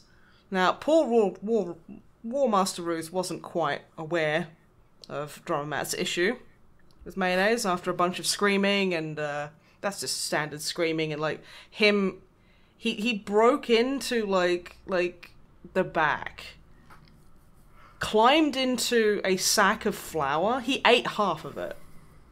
I don't know how he managed that without a drink. So Ruth was wandering around, wondering where he'd gone, and of course he gets wheeled out and put on the shelves, and there's just Drummer Matt's butt sticking out. And because, like, let's be honest, Drummer Matt's butt is so famous. It's well known. So people stop and they start asking it for autographs, they shove pens in and just start Yeah. the paper. Like, take the pen It gives back. him a wink. He gives him a wink. There's people having photographs with his butthole. Drummer Matt's just like, he does this thing that he calls neo-hibernation. Now, I think he just added the word neo to it because he thought it sounded new age and cool, which basically I just have a means- question about the Yes. continuity of these events. Yes. So when they went in to get a like pallet of mayonnaise, was this so he broke in before? No. or during? He broke into the back while they were browsing for the mayonnaise. Okay. Sorry, I got confused by the continuity of these No, events. it's okay. Yeah. There's a lot of events to go over, so I can get a little bit turned around. Thank you for correcting me. But yeah, no. And, so Ruth occasionally, like, she eventually happened upon him, and she's used to, like, when he exposes his booty hole to the fresh air in public. Yeah. He's used to, like, she's used to seeing a lot of people stop and gasp and get photos and get autographs and stuff. And yeah, this whole neo-hibernation thing, I don't know where he got it from, but it basically means that he shuts his eyes and just goes, I am asleep. And then just deliberately, like, he's not asleep. He just says that he is for, like, anything from, like, 1 minute to, like, 10. And then when he wakes up, he opens his eyes and then just goes, I have opened my eyes and therefore am simulating, like, mental alertness. And I don't know why he has to be so weird and formal about it, but that's just something he does. So, he crawls out of the flour and he's a bit full. And you know what he's like when he's got a tummy full of flour. Yeah. So Ruth's like, okay, Still have the scars. Yeah. So Ruth's like, thank you everybody, we need to go now. So he basically shoves his butthole full of flour as well. Just he calls it powdering his nose. Which I don't think he understands why. I actually think he understands better than we do, and we just shouldn't ask any further questions. Yeah, that's fair. So he pulls up his short shorts because he won't leave the house in short shorts. Not on mayonnaise purchase day. That's short shorts day. That's short shorts day. Everyone knows that. So they find the pallet of mayonnaise, and Ruth, bless her, being blissfully unaware and just thought that they needed a pallet of mayonnaise. She loads up the trolley and they go buy it. They purchase without incident. They come out. Drummer Matt is like, don't worry, darling, I'll take everything. So he carries everything. He does shove a few in his short shorts, but they have the thing is about his short shorts is that they are swim short shorts. So they do have the mesh in there. So he just shoves a bunch of like mayonnaise jars in the mesh, and he he's like, let's go this way home today. And Ruth's like, what, it's a nice day. Let's go out. Maybe there's an ice cream van that usually parks up there. And so we can get some ice cream and have a long walk back. Not realizing it was the top of the hill. So they get to the top of the hill, and while Ruth is buying ice cream for them, Drummer Matt is very quietly unscrewing all of the mayonnaise and pouring it down the hill. And, like, I don't know how quickly he managed to do that. I don't know how he managed to be basically the Sonic of opening mayonnaise. You gotta go fast. He had to go fast. And he stands at the top of the hill. There's been quite, there's quite a few people about, because it's, middle of, it's like a bank holiday, I think. Or what France has bank holidays. He pulls his trousers down and bends over so everyone can see his butthole, making a crowd gather. Yeah. Deliberately. He then stops, stands up and screams, "I have done the biggest cum." And just leaps down this big fucking hill that is just slathered by mayonnaise. Screaming, "I am the master of my own penis-based destiny." I am the master of my own cum. Yes, and obviously Ruth hears this and goes, "Oh no." And turns around, and the police get involved as well, because that's like public indecency, because he's just shouting "cum," that's like everything else is legal in France, but you just can't say the word "cum," because it's very rude. So that's basically what you heard. Everything's cleared up now. Any other details you need are in the police report. Yeah, which are freely available on the French website for the police. But yeah. Hope you're proud of yourself, Drummer Matt. And how did you avoid getting road rash? It's a very good and detailed question. Thank you. But yeah, that's that. I don't get bored of remembering these. Nice. So proud of himself. The baguette thing is totally actually true. You're not allowed anywhere without a baguette on your person. To be fair, how delicious those baguettes would be, I honestly, if I could get anywhere with having a baguette on my person, I probably would. So tasty. Okay, moving on. Very last question. Oh, good, because as soon as we're done with the podcast, we need to get out and vote, and then be disappointed by the British electorate. So yeah. So very last question. Joe has also been binge listening to the podcast. So more apologies. And they were rather shocked to hear that the Caiaphas Cain novels weren't on your list of 40k literature suggestions. Because I've not read them, that's why. We haven't. So they are suggesting that you read them. Yes, they are on my list of reading suggestions because they have been recommended to me, and I've just not got around to it. Okay, good. Largely because when we had the PO box last year, we got sent an absolute buttload of books, 100 books, and I've barely been able to touch to get through them, and that did not include that. So I've got far too much to read. Oh God! But thank you. Okay, yeah, they were saying it doesn't go too much into big lore important bits, but it gets the flavour of the setting just right and has a good dose of black humour. So cool. Okay, there we go. They weren't on the list because you haven't read them yet. But yeah, there we go. Okay.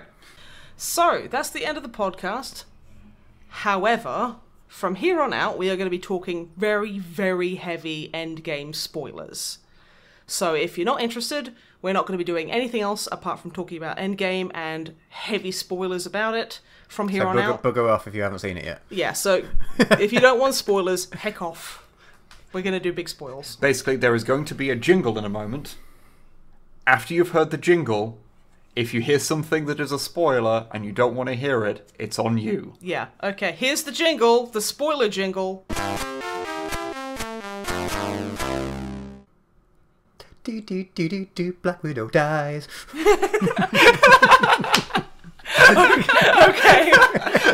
I'm going to put that after, quite a bit after the jingle.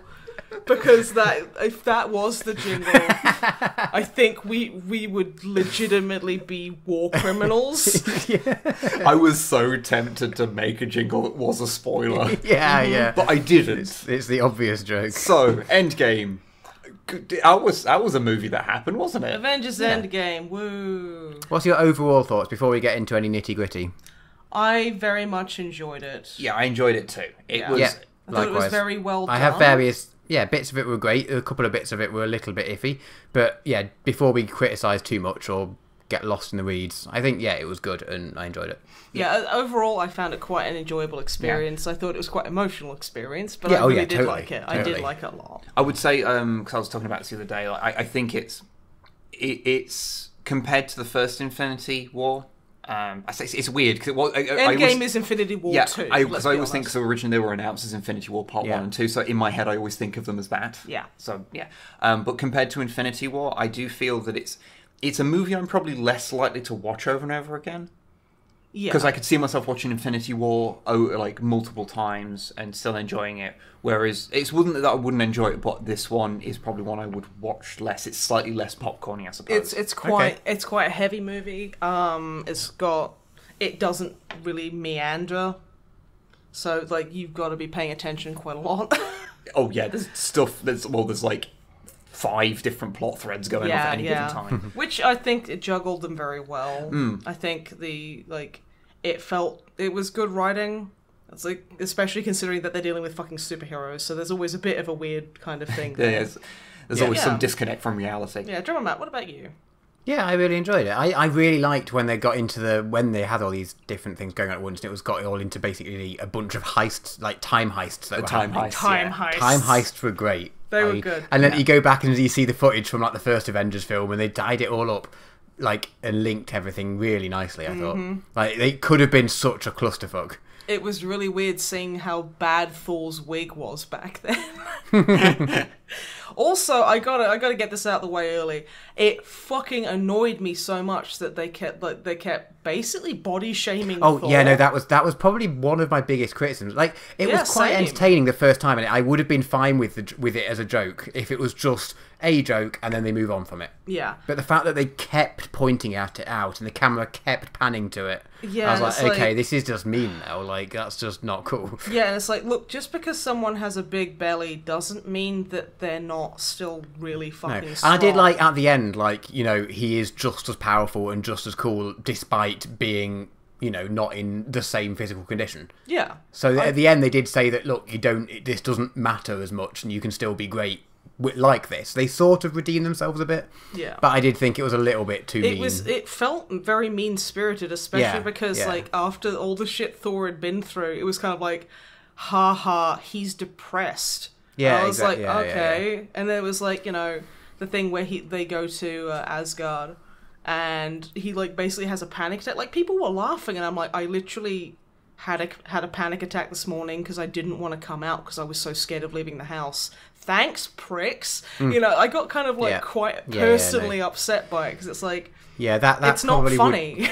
That would have been my, I think, biggest criticism of the whole film, to be honest. The way they dealt with that, because it could have been, they could have done it funnily, and if they just didn't make such a big deal about it and kept hammering down on it. Yeah, I mean, pun like, not intended with the hammer. Yeah. But I mean, like, that's like less than 1%. But yeah, that doesn't. I'm not saying it's a bad film because of that. No. I'm just saying, you know, it's not perfect and not much is. I'm not saying either. I'm just saying that it's like you could have made fun of the fact that he was living like a slob. You know, like not that he had a big prosthetic belly and was miserable. Like, he was drunk all the time. Even then, it's like that's a tricky one. But the thing is, there is a way to kind of joke about it, and they didn't need to resort to the most basic fucking lowest common denominator of haha. Remember when Thor had to wake up had to basically eat a full meal every 2 hours to maintain his physique. Now he has a belly, haha.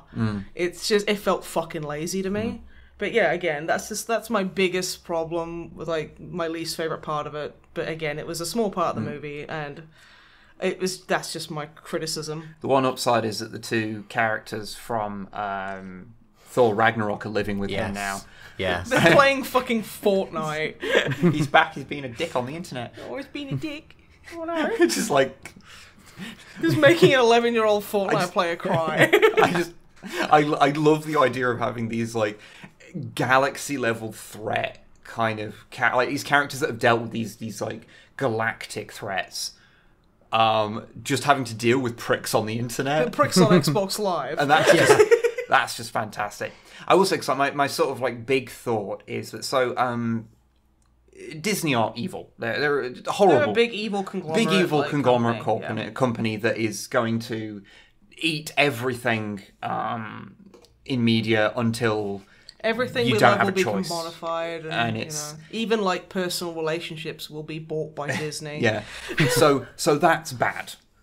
However, if we have to live in this corporate dystopia, it's the fact that things like this can exist is at least a nice upside, because that's the thing. I find it fascinating. Like, even if I didn't like the Marvel movies, and like, whilst they're not all fantastic, I've yet to see one that hasn't been entertaining. That's the thing. It's like, even if not all of them are fantastic, they're at least kind of enjoyable. But to be able to get something, because you sit there and you go, like, 11 years of movies have gone into making this, and like, I legitimately cannot think of anything like this.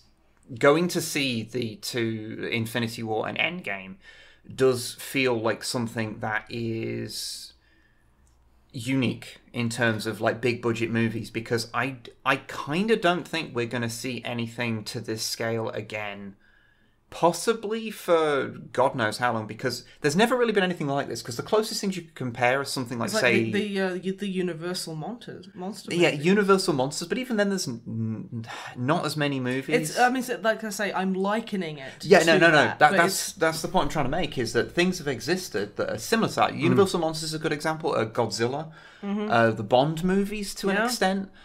But like, the thing is, like, there was never an Endgame with like any of those movies. So it does feel like it's basically just been. There's never been anything with this harder continuity that's been this spanning. It's really interesting to think that there will have been people who go see this at 10 years old and they come out like an adult. Well, I've seen reviewers, like I've watched like people talking about it who've said about, when I first saw Iron Man 1. Because no one watched the very first movie, which was Hulk. No one watched that. Nah. It's on Netflix. I've been meaning to give it a look. I've seen the Eric Bana one that's really bad, but I've never seen the Edward Norton one. Mm-hmm. But like, people saying, "Oh yeah, I remember watching Iron Man when I was a kid, like as a teenager," and they're like, they're like 26 now, and I'm like, shit, because like, to me, of course, the Marvel movies started coming out in my early 20s, so like, I wasn't a kid then, like I was an adult, so like, the Marvel movies all have happened in my adulthood, so it sort of feels like all contained. But like, for some a lot of people, it's going to be that's basically kind of like, how a lot of people grew up with Harry Potter. Yeah. Like that kind of thing. Or like the movies we grew up with as a kid that we have like fondness for. Die Hard. Terminator. I'm thinking about more the ones that were big when we were kids, that like, you Jumanjis and... I didn't like I know, it doesn't matter whether you like them individually, but movies that were big when we were kids, so they have some kind of cultural impact to us. Or at least an emotional impact to our person. Yeah, that is kind of an interesting thing of like, without getting too philosophical and armchairy about it, like the whole kind of, I wonder... Like, I feel that the Avengers as a series of movies has probably impacted a lot of young people very positively, and that makes me super fucking happy. And I mean, it's like, to me, I mean, aside from, getting heavy spoilers now, the death of Tony Stark was to me, I mean, I straight up, that was what having seen enough movies, and just, like, when we walked out of Infinity War, that was what I said. I said the next movie is... he's going to fucking die. Like, he's going to die using the Infinity Gauntlet. So I guess I was technically wrong, because it's not the Infinity Gauntlet, but...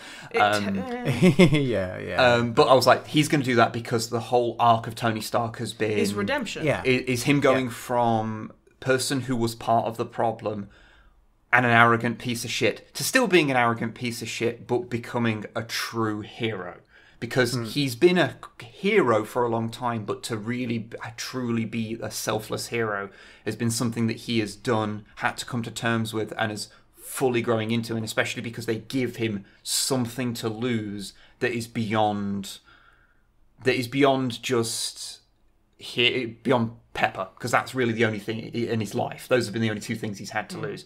And so to give him something grander than that, of giving him a child, and where he's broken away from that life. Yeah. It made his sacrifice mean even more than it would have done. But it was also the logical conclusion, as was Cap passing on the shield. Honestly, like, the moment, like, it was like Cap going, I'll go back and do this, I immediately knew where it was going. We knew where that was going. That's not me going, I'm so smart. It's just, no, I knew it was going, because my brain immediately went, what would be the most satisfying fucking thing? And it was that. And just, like, seeing fucking him like sitting there in like old man makeup, being like, "Oh yeah, Well, old man CGI. old more. man CGI." I was just like, honestly, that was such a heartwarming like fucking thing. Like, I was honestly, I had to fight tears so many points in this fucking movie. The fucking opening scene with Clint's family, I was fucking dying. That was brutal. I also fucking love, like, I love that they didn't just undo everything. Even though, I mean, obviously, like, some characters remain dead, and so the one death I thought would stick from Infinity War was Loki. That was the one I was sure of, because it wasn't given any ceremony, and when Loki's death is given ceremony, that means he's coming back. And because it was given basically no ceremony, I thought he was actually legit dead. Whereas now you go, like, think about it in terms of timeline. So they lost the Tesseract, and Loki got it and escaped. So he's not there for the events of Thor 2. Mm-hmm. Or possibly Thor Ragnarok. The entire timeline is changed because of Loki escaping. Yeah. But also they state that everything is... that you can't change the past, it was all predestined to happen. So what the fuck has happened? Okay, so, like, if we're going into, like, Earth 616 and shit like this, Like, is Loki alive or not? I don't... Because when did they? So they don't manage to do the initial time heist, so they don't get the Tesseract, and then Loki gets it.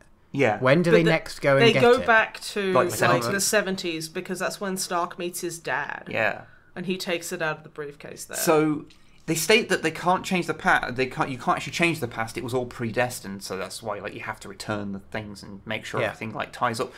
So yeah, but they also talk about converging timelines. So that just means that the Loki getting that would have, like, it was predestined to make a convergence in the timeline, so whatever. Because the events of the other movies where he's around and dies still happened because the way they describe time travel. But what happened then after he got... Who knows? Am I just am I misremembering something? Maybe they that's in Thor: The apprehended him Dark later. World. No, I hadn't. Yeah, I hadn't. Because I mean, maybe it's something that they actually already tied up in Dark World, and that means that Thor: Dark World has a reason to exist. Oh, that'd be good. The worst part of Thor Ragnarok is the bit where they reenact parts of the Dark World, because you have to remember Thor: Dark World exists. Yeah, but the thing is, they tell you everything that you need to know. Yeah, so you don't have to watch it, which is fine, because a lot of people didn't. Piss off, Ghost. But yeah, so that's kind of interesting, like, Talon. But what I do kind of love how they didn't just undo everything. There has been 5 years past, and you get little glimpses of it, of, like, how it kind of insinuates that population centres, lots of people have come into them. So you see, like... you see, like, a lot of abandoned places, abandoned houses. Because you think about it, like, if half the people disappear, then the structures that we would have to actually maintain stuff would not function, because we need the infrastructure people. would fucking collapse. Everything would collapse, and, like, people would probably congregate around the big cities, and lots of little towns would just be abandoned. Yeah. I mean, that's there's, like, little bits of kind of environmental storytelling that I really enjoyed. Like you see New York, where Cap's basically at his, like, support group for people after Thanos. You know, where we get the amazing LGBT representation. That was just like, not as big a moment as you think, guys. Yeah, I'm just kind of like, eye roll, whatever. But, like, you see all the boats... Maybe make a character actually, like, gay or something, and then that would be representation. You're not quite managing it there, lads. But seeing all the boats in the harbour just basically being abandoned is cool. Like, and, like, there's a little bit where, you know, it cuts to Tony's little cabin with Pepper and the little baby. I forget the name. Morgan. And there's just, like, there's a bunch of, like, they're growing their own food. They're, like, growing a bunch. There's, like a bunch of, like, vines and stuff, like a row of crops. It's like a small little vegetable patch. Which I'm like, you'd fucking have to, wouldn't you? I saw a really good point. I think it was Quinton Reviews, which is a YouTube channel, brought up, which is, because of the events of this, and because people have been brought back, and 5 years have passed, the method of doing ID checks to check people's ages is fucked. Yep. Because there is a 50% failure rate on anyone's ID now. So... Well, yeah, Peter Parker's, like, probably legally allowed to drink. Yeah, he could legally drink now, according to his into ID. a bar and because you can't just go from what year they were born anymore, because some people are 5 years younger than that. half the half people the on the population planet are 5 years are younger 5 than years the other younger than half. that. Yeah. Like, that's like something that basically all systems that involve your age are fucked now. That's true, yeah, because it cuts back where like he goes back to school at the end, and what's And his he mate meets up with called? his mate. Half of his classmates are in college. Yeah. Yeah. Well, the thing is, you could sit there and go, well, they probably wouldn't be going to college, or they'd just be like one college professor teaching like 20 people. Oh yeah, that's the other thing. Like and like if you want to get really into it, the entire structures of so many institutions would just have fallen apart because of half the people disappearing. They would either not like they'd have to go okay, like say food production. So food production is set So up would in that such a mean way. half of the animals would disappear as well? Is it the sentient snap? beings specifically, I think or is it might just be. life? I think it. It must be, because if it's half creatures, you end up getting like, does half of like, bacteria die, and then everything falls apart because there's not enough things to hold everything together. Yeah, that's So why it I'm must incredibly just be glad that sentient this is a things, movie. right? It must be sentient beings. So we have Let's like go- an let's go with that. overpopulation of cows. Cows are the new ruling species. No, it's like a That's legit what thing. they 'cause don't want you to know. It's a legit thing because like, we currently overproduce food anyway. Yeah. We produce food for about 10 billion people. Like We've it's- only got like, I think it's 7.5. 7.9. So yeah, we could totally feed everyone. But that's another point entirely. So we've overproduced food as it is, but then you remove half the people that produce that and remove half the people to feed. So basically, you've got a really fucked system there where you have all of the infrastructure to produce so much more food, Well, it's but like- you don't. But there's no need to. You have half the people you need to actually run that. And so much of it would just fall apart because What's like? There's no one there to maintain it, and you there's don't no need reason to either. There's like going to be a bunch of like, it's basically semi-apocalyptic where people are like, well, I guess I'll just go and take anything I want from this supermarket because. Hey, turns Who out, the look fuck's at the gonna draw. stop me? It just turns out because if half people are disappearing, there's going to be some places, like, say, some shops and things where every person that runs it and is hired by it It's just gonna be happened to be in the gone. half. Yeah. And so, yeah, it just, like the level of how much the infrastructure of the planet gets so screwed up. Yeah, you could sit there for hours thinking about. Because everything's like a balance for how many people you have to serve, and so when that disappears, like, it just becomes so See, messed the up. worst part about it is the pets. Because Oh, pets that will be left without owners. Yeah. Yeah. So it's like what I would do if I was like the half that lived. I'd basically go by door, knocking, and basically just taking people's animals. That You're basically like the guy that's around Fukushima who's been looking after all the animals. That yeah, were I'd abandoned do there. that. I'd be like, okay, this basketball court. I'm just gonna build a bunch of dog houses and like stuff, and I'm just gonna wander around because like. Yeah, like, I get other people to help me because, like, half the fucking jobs that would be required, just, there's literally fucking no need. So I'd be like, hey, you want to help me with basically me taking care of these animals?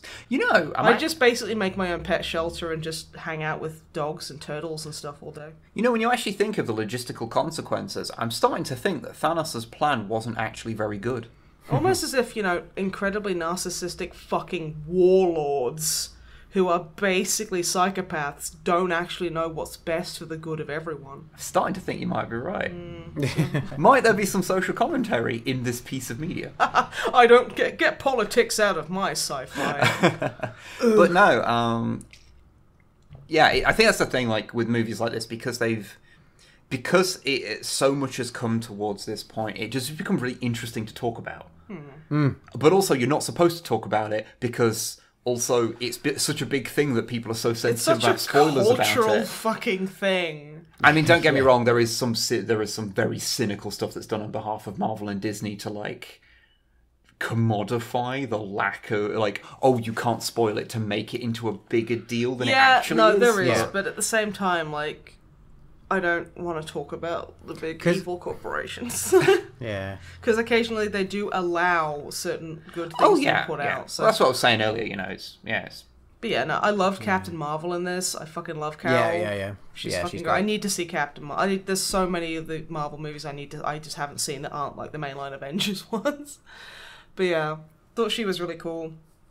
I liked the fact that some characters stay dead, and I liked the fact that there were still consequences felt by everyone. Yeah, and they managed to make it seem legit, because, like, they managed to explain away, or at least it didn't feel too weird that, they did this magic click and it fixed everything apart from these other few specific things.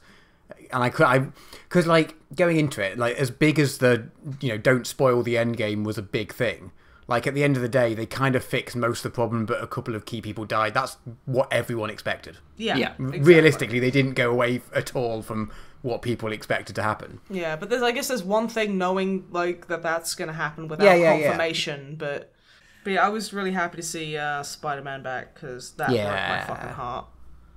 He's good. My sweet boy. Tom Holland is a good Spider-Man. He's such a good boy. It makes me genuinely kind of happy that we live in a world where we have two different movie adaptations of Spider-Man that are both very different takes and both are fantastic. Yeah, exactly. Yep. So good. So yeah. But yeah, also like the big fight at the end was pretty cool. Yeah. Some of the visuals from that. I mean, it's a big CGI fight, but it did enough stuff to like make it seem like still interesting. Yeah. So it's very easy to get turned off in these big CGI fights when you're okay, it's whatever. But yeah, it did enough to keep it like, oh, this is cool still. That's because it's like everybody. Yeah. And you had the whole, the rather cool thing like leading up to that with, Captain America being able to wield Mjolnir, which is like, oh. Yeah. But they have been hinting at that for a while, which was pretty Yeah, they hinted that back at was it the first Avengers? Mm-hmm. I think it might have been. Wasn't it like the fucking Agents of S.H.I.E.L.D. or something? Like some promotional thing? Or something weird like that where they're all joking around. So I don't think that's in the Avengers. No, it was in one of the Avengers. They're just hanging out for a bit. Also, I will say, like Thor's design in this is so fucking badass. Like, he's got the beard plaits. Oh, yes. And it's just like, oh, who let that man? Well, they're very inconsistent beard length in various different scenes. Yeah. It, like, at some point it's quite long, and the next scene it's not at all plait. It's still big and bushy, but it's not at all long enough to plait. Yeah. And then it goes to another scene where it's like definitely long enough, and then there's the plaits that are as long as the beard was at its longest. Like, I like the beard, but you're not very good at keeping consistent here. You see, Asgardian beards don't work the same. Okay. Oh no. Yeah, I should have thought that. Yeah, Matt, get good, you fake fan. Ugh. But I also liked like people who had direct links to Infinity Stones didn't come back. Like Vision didn't come back because his life was centered around an Infinity Stone. Yeah. So there's no. I mean, no one mentioned it or cared, but I mean, no, which was a bit like, oh. Well, to quote Pro Jared, ain't nobody give a shit about Vision. I kind of do. I mean, Scarlet Witch did, but she'll forget about him as quick as she forgot about her accent. So. Oh, whoops! Yeah. But yeah, like, and also Gamora and Black Widow staying dead. Yeah, it was basically anyone that died due to magic. Yeah, really. And Vision was alive due to magic, so, so it was just like, oof, okay, yeah. I would have liked a bit more Okoye, but she did pretty fucking well in the end, the end fight. Yeah. Did like that. That's the thing, I think, when you're dealing with, like, some of the huge cast. Some of the minor characters, like, I mean, hell, the person I am most proud of is Samuel L. Jackson, because I want to know how much he got paid to walk onto a fucking awning. And just look pensive. Yeah. And that's his entire, like, role in that movie. He does that.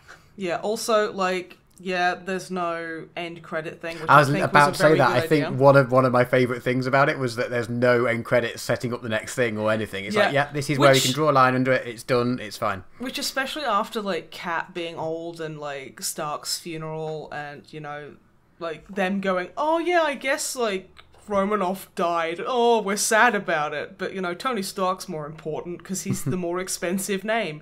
And male. And, I was not going to say it, but yeah, go ahead. See, if a guy says it, then less people will get mad at you. I mean, they'll still be mad, but... Yeah, but they won't be as mad as if I say it. But yeah. Oh yeah, like, you don't say anything about that. Oh god, no. Oh god, no. I've honestly had... Well, you just don't know. You just don't understand anyway, so I mean... No, like, don't ask me. I'm just a girl. But yeah, like, I really did like the fact that they didn't have a stinger at the end of the credits, because not only does it cheapen everything by going, hey guys, we've made another sequel because money or fucking whatever, but it allowed everything that had happened, like Stark's death and all that, to hang in the air. Yeah. It didn't just end on a joke. Or It didn't end on a joke or anything. Like, you know, it was just that.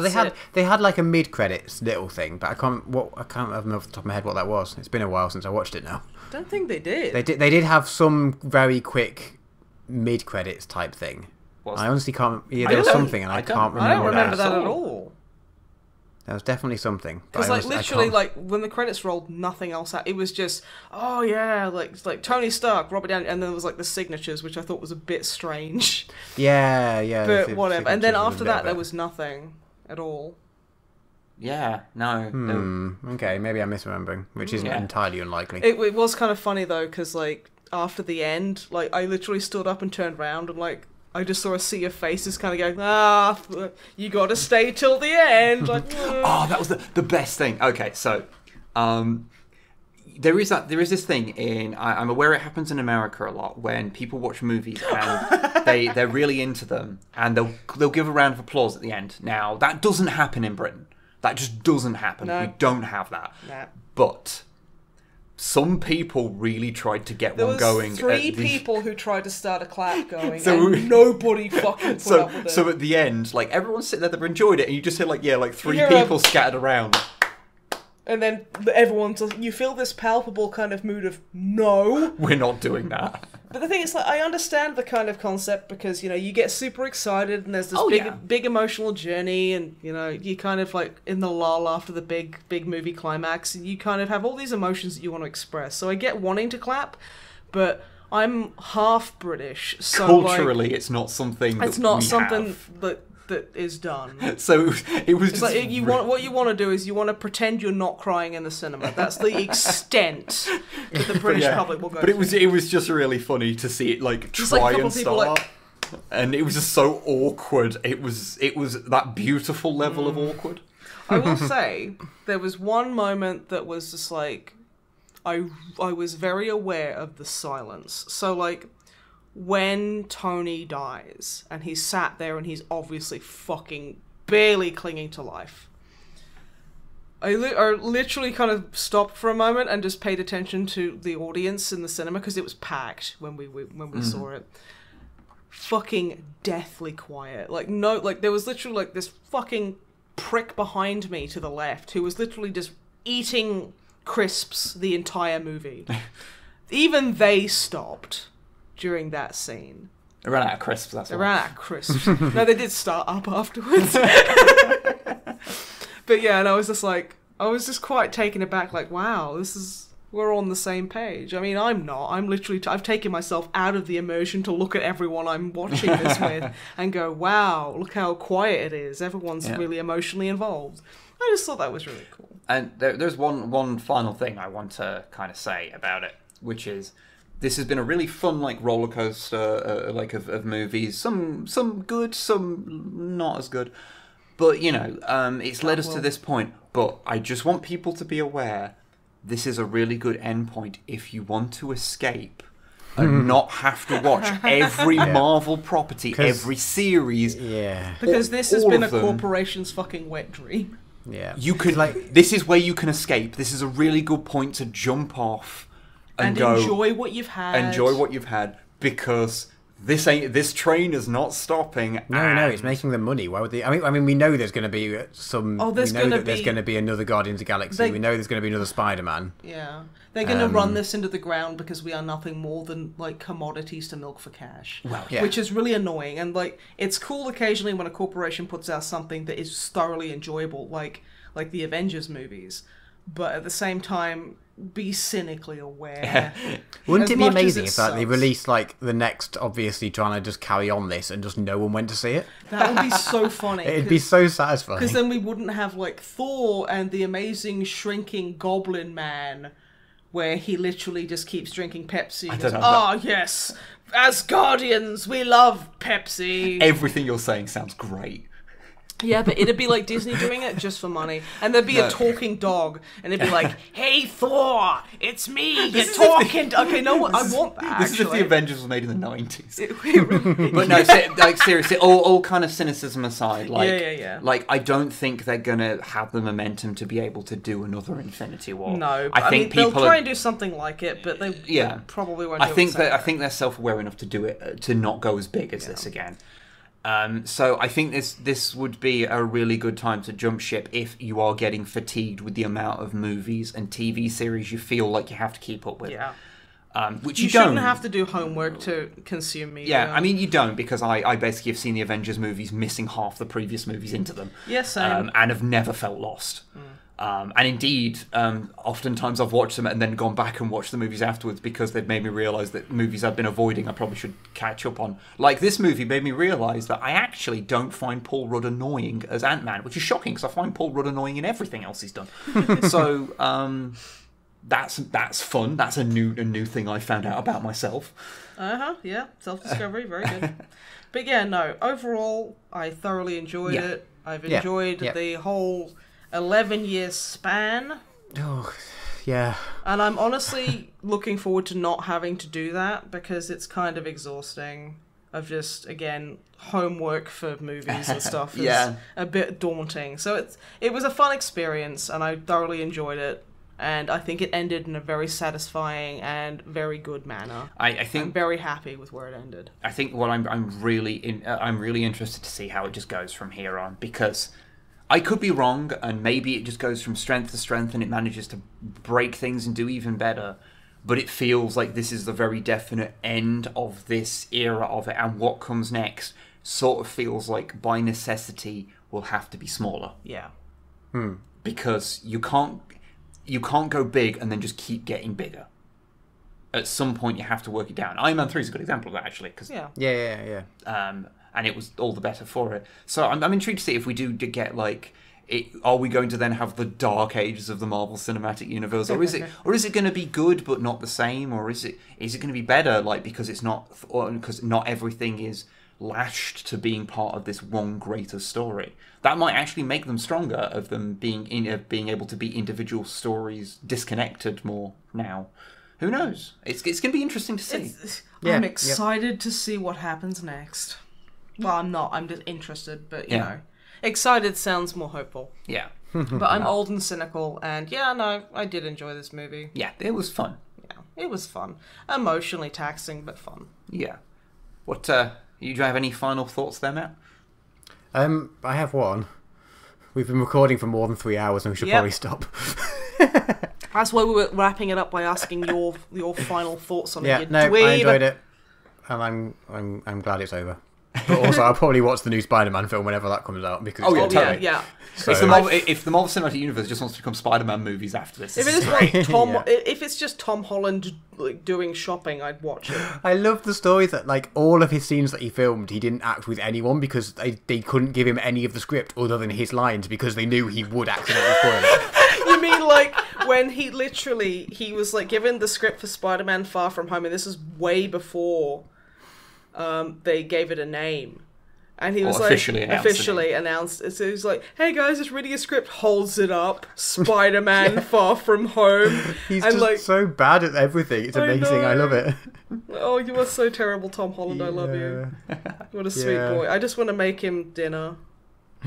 What a sweet kid. I say about a person who's like 4 years younger than me. I don't know how old he is, actually. I always suspect he's like 5 years older than I think he is. He's like 37. He's a 53-year-old man. He has to have a younger stunt double because he's too old for it. His back can't take it. he just drinks a lot of water. Turns out that was the trick all along. Drink water, you'll live forever. Drink water. But no one's found that out. No. I mean, I'm literally drinking. I've drunk like 2 liters of water today. That's why you're going to live forever. This is why I will never die. God won't let me. But yeah, no. Very, very good. Yeah.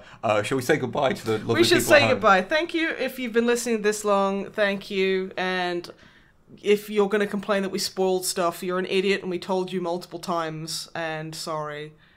Not sorry. Now we just have the trick of naming it. I think we should name it something that's an intentionally wrong Endgame spoiler.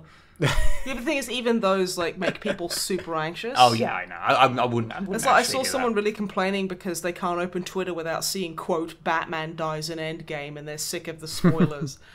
So yeah, no. Yeah.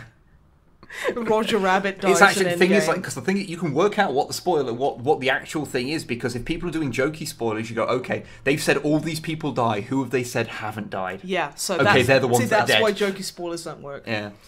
But yeah, can't believe Thanos baked a cake. That's a spoiler. I can't believe everyone was right about Ant-Man going inside Thanos' ass.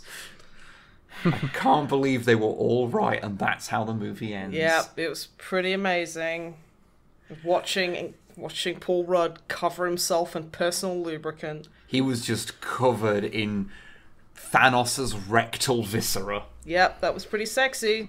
There we go, there's the title for the podcast, Thanos' rectal viscera. That is not going to be the name of the podcast. It is not, God. no. I don't But want to yeah. have to put together an image for that. Fucking hell. Oof. Anyway, thank you very much for joining us, and we hope you enjoyed Endgame as much as we did. Or if you didn't, that's completely valid, and that's fair also. Goodbye, everybody. Goodbye. Bye.